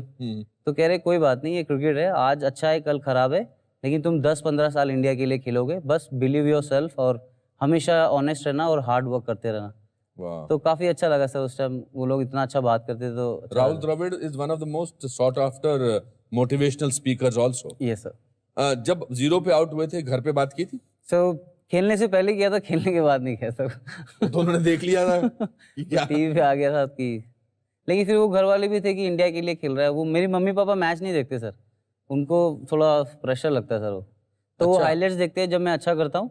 उसकी हाइलाइट्स देखते हैं। हाँ हाईलाइट्स देखते हैं सर वो। इस दौरान आपके बेस्ट फ्रेंड कौन बने? सर जब इंडिया के लिए खेला 2005 में, इरफान था और धोनी भाई थे उस टाइम। वो 2004 में खेले थे, मैं 2005 में खेला था। और वो सीनियर थे सर, कैब भाई मेरे स्टेट के थे, प्लस यूवी पा थे जो हमेशा बोलते थे फिटनेस में ध्यान रखना। और इंडिया के लिए खेलने का से अलग ही जुनून रहता है उनके चेहरे पे सर। इतने सालों से वो सब अच्छा करके आए, तो जब आप इंडिया की जर्सी पहन के जब ग्राउंड जाते हो तो सब, फिर आप कुछ सब भूल जाते सर। तो उसका लगता है कि बस आप जाओ और बस देश को मैच जिताओ सर। आपको सब जिन जिन लोगों ने आपके जीवन में कोई ना कोई काम किया या हिस्सा लिया, आपको उनके सबके नाम याद है? Yes sir. इसके पीछे छोटे शहर का होने की खासियत है या you just are thankful to them? कभी कभी लाइफ में ऐसी चीज़ें आती हैं कि आप ऐसे मुकाम पे आ जाते हो, उससे सारी चीज़ें आपको मिलने लगती है, तो आप फिर जो पीछे चीज़ें होती हैं लाइफ में और आपके जो अच्छे दोस्त होते हैं टफ टाइम में जो आपको सपोर्ट करते हैं वो भूलने लगते हैं। पर मैं हमेशा से सर उस चीज़ को बहुत एंजॉय किया। मैं छोटी खुशी में काफ़ी खुश रहता हूँ सर, बड़ी खुशी से थोड़ा डर लगता है सर मुझे। तो छोटी छोटी चीज़ों में जो खुशी मिलती है तो बहुत अच्छा लगता है सर वो, और वही मेरी स्ट्रेंथ है सर। मम्मी पापा जब सोते हैं रात को तो उनको लगना चाहिए उनके बच्चे कुछ फील कर रहे हैं उनके लिए, उनके लिए वही काफ़ी है सर वो। तो मैंने हमेशा वो फील किया है सर, और मैं ब्लेस्ड हूँ कि वो उनके साथ मेरी हमेशा दुआएं रहती हैं सर। बहुत अच्छे, बहुत खूबसूरत। आई थिंक आपने तो बहुत सारे साल नहीं गुजारे अपने माँ बाप के साथ, आप पढ़ने चले गए थे, बट एक छोटे शहर में एक टुगेदरनेस बहुत होती है। Yes sir. जैसे मुझे आपके और आपके भाई का वो सीन, मुझे वो सीन कभी भूलेगा नहीं, जो रात को उन्होंने आपको लेक्चर दिया था जी जी। मुरादनगर में। Yes sir. सर रात को हम, जो हमारा आर्मी का एरिया था वहाँ पर हम घूमने जाते थे खाना खाने के बाद, तो वहाँ उन्होंने 3 घंटे मुझसे बात किया था। और वो भी सर बहुत अच्छे प्लेयर थे बास्केटबॉल के। तो कुछ ऐसा उनको लगा कि नहीं खेलना है अभी, मुझे पढ़ाई करनी है और तेरे बाद मैं सबसे बड़ा हूँ, मुझे भी पूरा फैमिली को लुक आफ्टर करना है। वो सब जब सारी चीज़ें करते हैं तो उससे मुझे स्ट्रेंथ मिलती है सर वो। तो मुझे वो बोलते हैं सिर्फ तू देश के लिए खेल रहा है, मुझे कुछ नहीं चाहिए, तू जा और स्माइल कर ग्राउंड पे, जितना एंजॉय करना है कर ले, क्योंकि इतने सारे लोग खेलना चाहते हैं देश के लिए, तू उसमें से एक है। अगर तू देश के लिए खेलेगा, देश का नाम रोशन करेगा, इससे बड़ा तुझे ऊपर वाला कभी तुझे कुछ नहीं दे सकता। तो वो सर अलग बात है।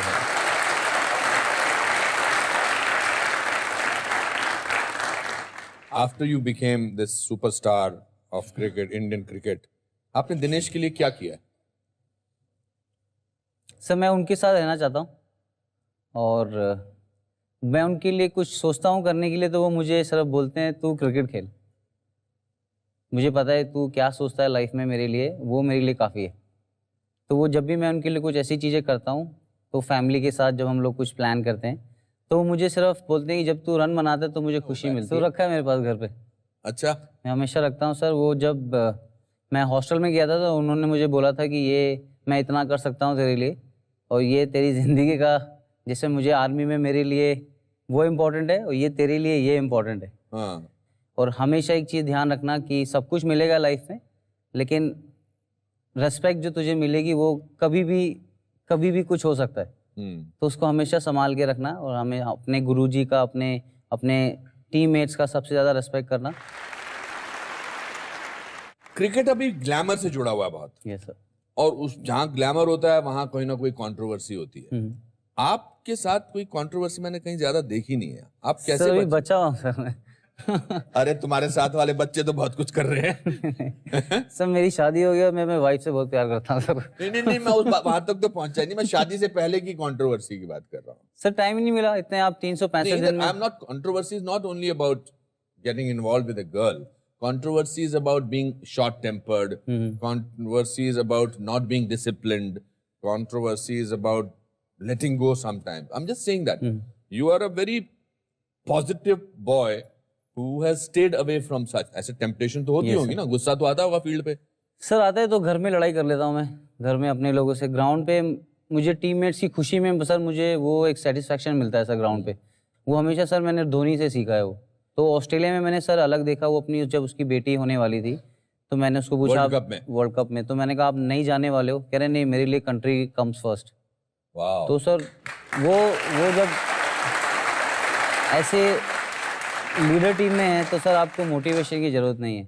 और इतने सालों से सर उन्होंने कभी भी सक्सेस को वैसे ही नहीं इंजॉय किया, हमेशा काम रहे। वो कभी अच्छा हुआ खराब हुआ सब वो ऐसे ही रहे हमेशा। करेक्ट। तो वो उनकी सर क्वालिटी मुझे सबसे अच्छी लगती है सर। ओह वंडरफुल। मैं हमेशा एक बात जानना चाहता हूँ एज ए दर्शक, आप लोग जब सब लोग ये ऐसे करके होते हो, अब क्या बात कर रहे होते हो? सब वो हर्डल में बात करते हैं कि सबके मन में ऐसी बात है कि नहीं? सर हर्डल में जैसे स्कीपर ने बात किया कि अभी हम लोग इंटेंसिटी अच्छा रखेंगे अच्छा। और बॉलर्स को बोलेंगे खूब सारा डॉट बॉल्स डालना है, प्रेशर क्रिएट करना है, और सर्किल में जो हमारे टॉप 5 फील्डर है वो प्रेशर बनाना है और कोई इंटेंसिटी अच्छा रखना है। तो वो 50 ओवर्स 3.5 घंटे सर वो सब लड़के आते हैं और इन्जॉय करते हैं। तो अब जितना ज़्यादा आप इन्जॉय कर रहे हो ग्राउंड पे, और कंट्री इतने सारे फैंस आते हैं सर। अब मुझे अभी भी याद है इंडिया पाकिस्तान का मैच अभी वर्ल्ड कप का था सर 2015 ऑस्ट्रेलिया में। तो हम जैसे ही घुसे और नेशनल एंथम स्टार्ट हुआ सर, तो छाती ऐसे चौड़ी हो गई सर। तो वो सर वो फील अलग है सर। वो दो हम लोग अच्छा नहीं खेले सेमीफाइनल मैच में, बट ये स्पोर्ट है सर। एक मैच 2 टीम खेलती है, एक जीतती है एक हारती है। तो मैं हमेशा यही बिलीव करता हूँ कि अप्रिशिएट करना चाहिए चीज़ों को, क्योंकि हम लोग सोते नहीं है सर रात को जब हारते हैं।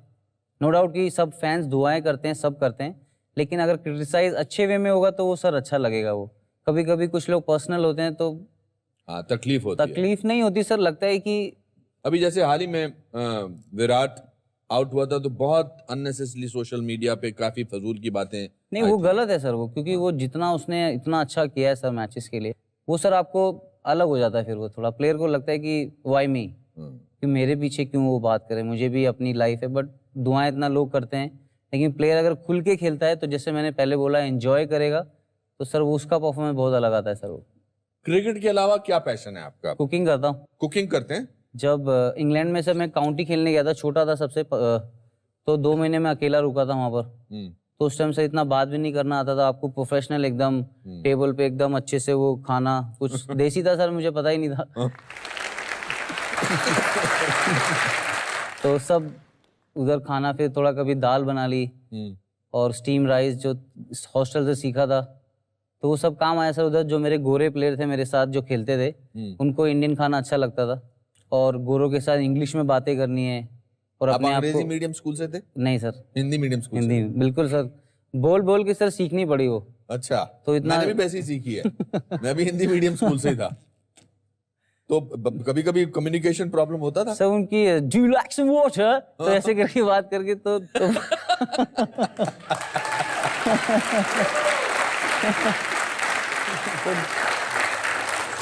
हमारी हमारी प्रेजेंट टीम का, आपकी जो प्रेजेंट टीम का क्या, these are the questions that मेरे मन में आते हैं। Who is a comedian in your team? Sir मेरे साथ जो मुझे लगता है सर, लोगों को पता नहीं लगता है नहीं लगता, जो कॉमेडियन सबसे ज्यादा है सर वो धोनी भाई है।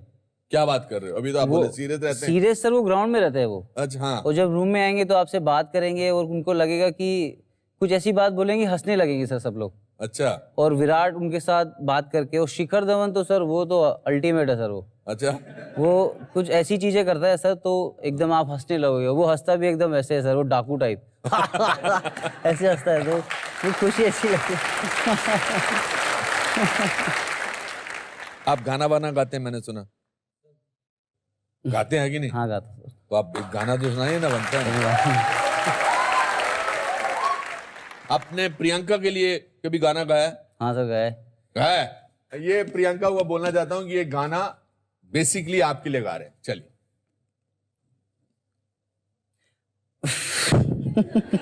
सब लोग अपनी आंखें बंद कर लो।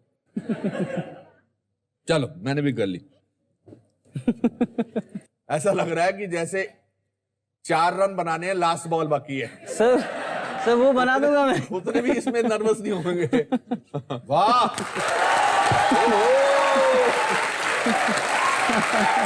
क्या बात है यार। बहुत अच्छे, बहुत अच्छे।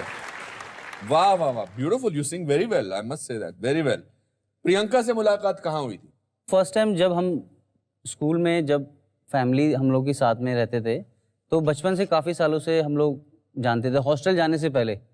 तो उसके बाद जब मैं क्रिकेट फील्ड में आया तो 2008 में सर मैं बॉम्बे में मिला था उसको फर्स्ट टाइम। उसके बाद तो हमने सिर्फ 5 मिनट के लिए नंबर एक्सचेंज किया था कि हेलो, हाउ आर यू, क्या कर रहे हो आप। तो उसके बाद मेरी कभी बात नहीं हुई सर उसके बाद। उसके बाद फिर मम्मी बीच में बोल रही थी कि अभी शादी का प्लान करना है, क्या चल रहा है। मैंने कहा मम्मा मुझे 2011 वर्ल्ड कप जीतने दो, उसके बाद मैं शादी करूंगा। तो 2011 जीत गए, उसके बाद मम्मा ने बोला अब क्या प्लान है। मैंने कहा मम्मा 2015 जीतने दो, उसके बाद शादी करता हूँ। कह रहे अब नहीं होगा अभी तो करना पड़ेगा। अच्छा। तो फिर सर जो प्रियंका की मम्मी है वो मेरी मम्मी की बेस्ट फ्रेंड है, और जो प्रियंका के पापा हैं वो मेरे स्पोर्ट्स टीचर थे सर, वो ऑनेस्ट फैक्ट्री स्कूल में। अच्छा। और जो नेहा है, जो मेरी भाभी हैं, भैया की वाइफ, वो और प्रियंका बेस्ट फ्रेंड है।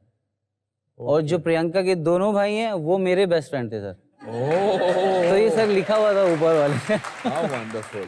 मैं मिला, बहुत ही अच्छी लड़की है प्रियंका, बहुत वार्म है, बहुत अफेक्शनेट है, बहुत ब्यूटीफुल है, बहुत तहजीब याफ्ता है। What do you like about her the most? So she loves me like a normal person, not like who I am right now.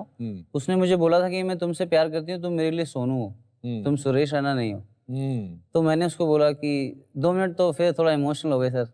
अच्छा, थोड़ा धीरे धीरे सर। क्या बोला आपने इमोशनल होके? सर आप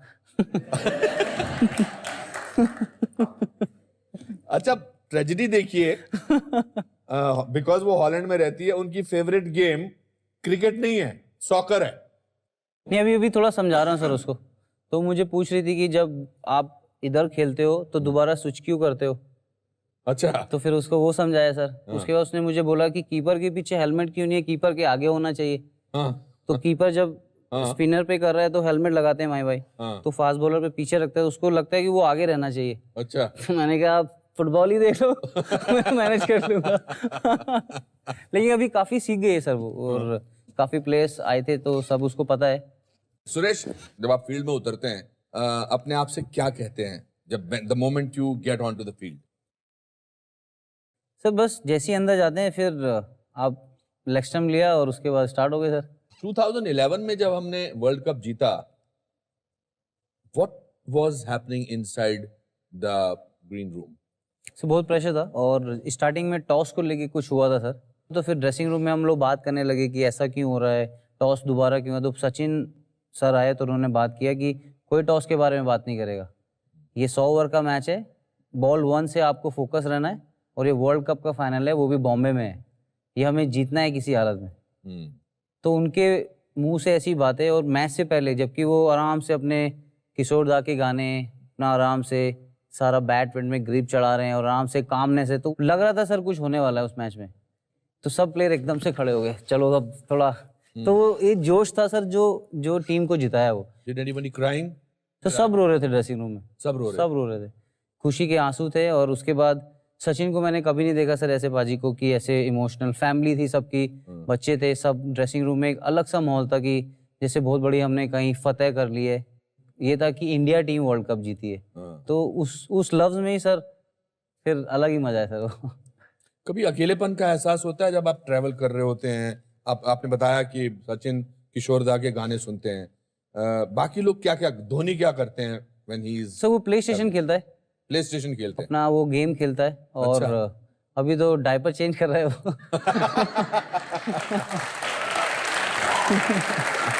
ज्यादा फिक्र मत करो, थोड़े दिनों में तुम भी डायपर चेंज करने लगोगे। Does he talk about his child? हाँ सर, शाम को जब कभी जाते हैं ग्राउंड में तो काफ़ी बातचीत करते रहते हैं। साक्षी उसको अच्छे से लुक आफ्टर करती है। और सर जितने भी लड़कियां सर क्रिकेटर के साथ हैं उनको हेड्स ऑफ है सर। बहुत डिफिकल्ट होता है, आपका दिल करता है कि आप रूम पे आके उनके साथ खाना खाने जाओ, लेकिन इतना बॉडी टायर्ड रहता है। तो प्लेयर की गर्लफ्रेंड हो या वाइफ हो, सब उनको सलूट है सर। वो बहुत डिफिकल्ट है सर वो। Really? बहुत डिफिकल्ट है। मैं आपसे पूछना चाहूंगा कि एक ऐसा मोमेंट जो आपकी लाइफ में, आज तक की लाइफ में जो गुजरा है, उसको देख के आपको लगा हो कि अगर ये हो सकता है तो कुछ भी हो सकता है। सर वो मेरा दोस्त बैठा है सर उधर, अली। मेरा सर, मैं मैच खेल रहा था 2007 में, तो मेरा नी का ऑपरेशन हुआ था सर, ACL मेरा रैप्चर हो गया था। तो उसके बाद फिर मैंने सर ऑपरेशन कराया, BCCI ने अच्छे से लुक आफ्टर किया, तो मैं सर 4 से 6 महीने क्रचेस पे था। तो उसके बाद मेरी हालत इतनी थी सर, मैं मतलब वॉशरूम भी नहीं जा पाता था। तो वो मेरे साथ रहता था, उसने मुझे काफ़ी लुक आफ्टर किया। फैमिली को मैंने उस टाइम नहीं बताया था कि ऐसे हो रहा है, तो काफ़ी सारे लोग बात कर रहे थे कि अब तो ये ख़त्म हो गया है, अभी तो ये खेल नहीं पाएगा। तो मुझे सर जब मैं शीशे में जाता था, अपने आप को देखता था, मुझे लगता था कि कुछ अभी चीज़ बाकी है जो मुझे हासिल करनी। मुझे चोट लगी थी, लेकिन मैं सर अली के साथ लखनऊ जाता था क्रचेस पे, और जो बच्चे मेरे हॉस्टल में खेलते थे तो मैं पीछे नेट्स पे देखता था उनको खेलते हुए, क्योंकि मैं सब भूल गया था सर। और मैं कैरम बोर्ड खेलता था क्योंकि मेरे स्ट्रेंथ सब खत्म हो गया था। बास्केटबॉल ड्रिबल करता था, और बॉल्स लेके आए थे वो स्पंज वाली बॉल, वो सब मैं दबा के थोड़ा स्ट्रेंथ लेके आ रहा था। 2 हफ्ते के लिए साउथ अफ्रीका गया, उसके बाद 2 हफ्ते के लिए इंग्लैंड गया। उस टाइम पैसा नहीं था सर मेरे पास उतना, लेकिन BCCI के कुछ अच्छे ऑफिशियल थे जिन्होंने मुझे सपोर्ट किया कि आप हमारे देश के इंपॉर्टेंट प्लेयर हो, आप जाओ। तो उस टाइम जो आपने जो बोला सर, उस टाइम मुझे लगा अगर मैं यहाँ से फिट हो गया तो मैं बहुत सारी चीज़ें हासिल कर सकता हूँ। तो उस दिन मुझे बिलीव हुआ सर, लाइफ में कुछ भी हो सकता है सर।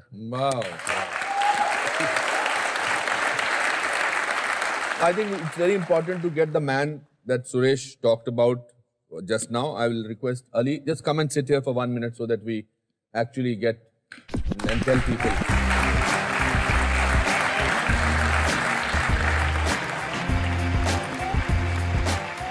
बैठिए अली साहब, कैसे हैं? बैठिए बैठिए। बहुत सालों से आपने दोस्ती निभाई है। जी सर। क्या खासियत है इनकी?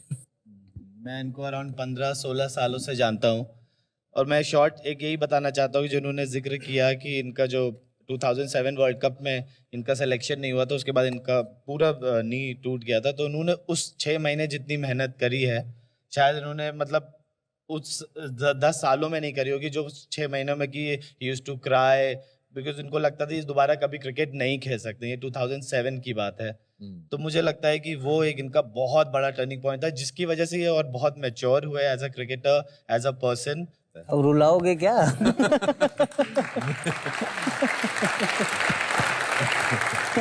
एक बात और मैं कहना चाहूंगा कि ये इनकी बहुत बड़ी बात है कि ये इतना बड़े सुपरस्टार बन गए हैं और अपने दोस्तों को, अपनी फैमिली को नहीं भूलते हैं और अपने रूट्स को नहीं भूलते हैं, ग्राउंडेड हैं। ये एक बहुत बड़े इंसान की निशानी है। Thank you, thank you, thank you. अब है बारी ऑडियंस के कुछ भी हो सकता है के मोमेंट की, लेकिन आज हमने, आप क्योंकि हमारे गेस्ट हैं, हमने एक नया तरीका सोचा है। हमने कुछ यंग क्रिकेटर्स को बुलाया है आपसे बात करने के लिए। तो आइए दोस्तों,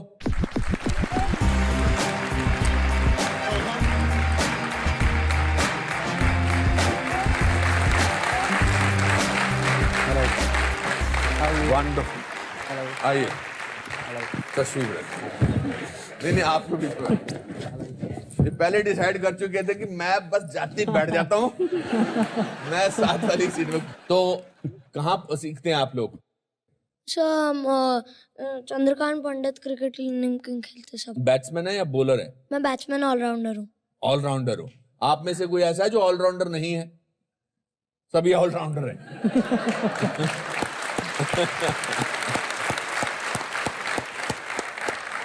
बेटा क्या नाम है? राहिल मेहता। राहिल मेहता, पूछिए क्या सवाल पूछना चाहते हैं आप? Who is your favorite bowler to hit sixes? First ball से आपका पॉजिटिव इंटेंट है और पहली बॉल से आपको लगा कि फील हो गया कि फिर कोई भी आएगा तो आप फिर किसी को भी खेल सकते हैं। Who else is asking a question? Okay, you. What's your name, What beta? were you? Avish. Avish. Okay. How were you practicing Irfan Khan before the World Cup started? Sir उसकी जो हाइट है वो 7'4" है। Sir हम लोग match से पहले उनके बारे में डिस्कस कर रहे थे कि इतना हाइट से बॉल आएगा। जब वो बॉलिंग करते हैं सर, साइड स्क्रीन जैसे वो सब पूरा ब्लैक उधर है सर, तो उसके ऊपर से हाथ आता है उनका, तो उसके ऊपर आप साइड स्क्रीन नहीं लगा सकते। तो हमारे जो श्रीधर हैं जो फील्डिंग कोच हैं और संजय बांगर जो अभी हमारे बैटिंग कोच बने हैं, तो उन्होंने सर क्या किया, एक स्टूल रखते सर वो नेट के पास, तो स्टूल पे चढ़ के पूरा ऐसे थ्रो डाउन करते थे वो।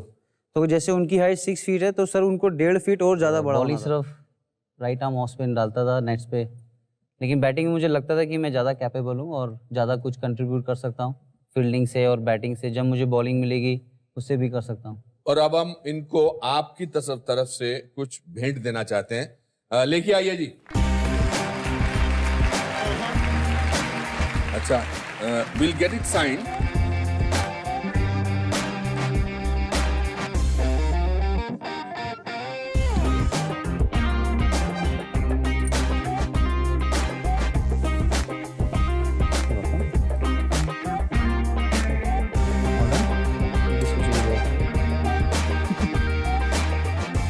चलिए आप ये बॉल मुझे करिए.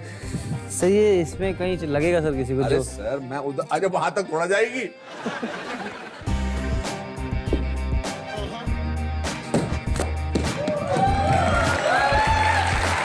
तो क्या बात है. ओह मैक्सवेल वाला खेल दिया सर ये वाला. पता नहीं सर, ऐसे खेल लिया लास्ट.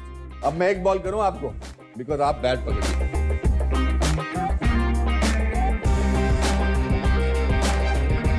चलो एक फील्ड बनाओ 2 मिनट के लिए. ओह आइए sir.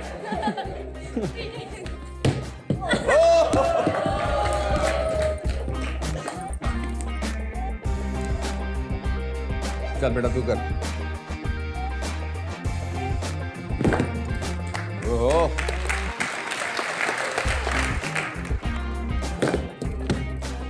I think this is the best moment. Thank you, Suresh.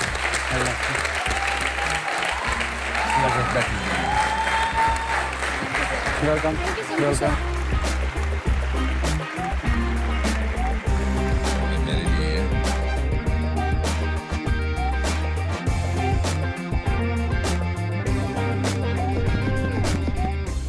अरे वाह. Thank you sir.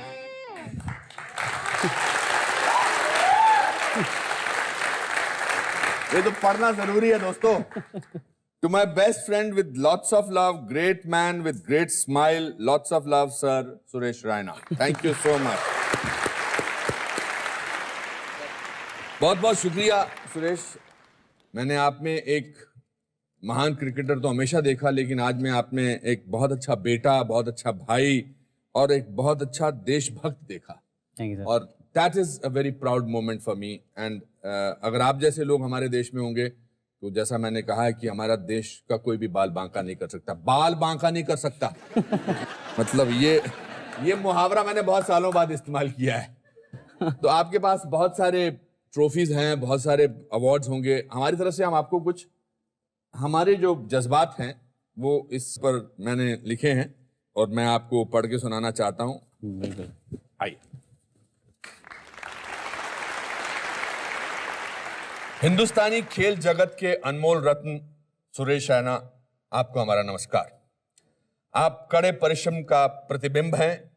आपकी प्रतिभा अतुलनीय है. आपकी उपलब्धि परिणाम है आपके जुझारू रवैये का. आपकी विनम्रता आपके साफ मन का आईना है. आप हमारे देश का अभिमान है. आप इसी तरह अपना और हमारे देश का नाम रोशन करते रहिए, यही हमारी अपेक्षा है. Anupam Kher. Thank you sir.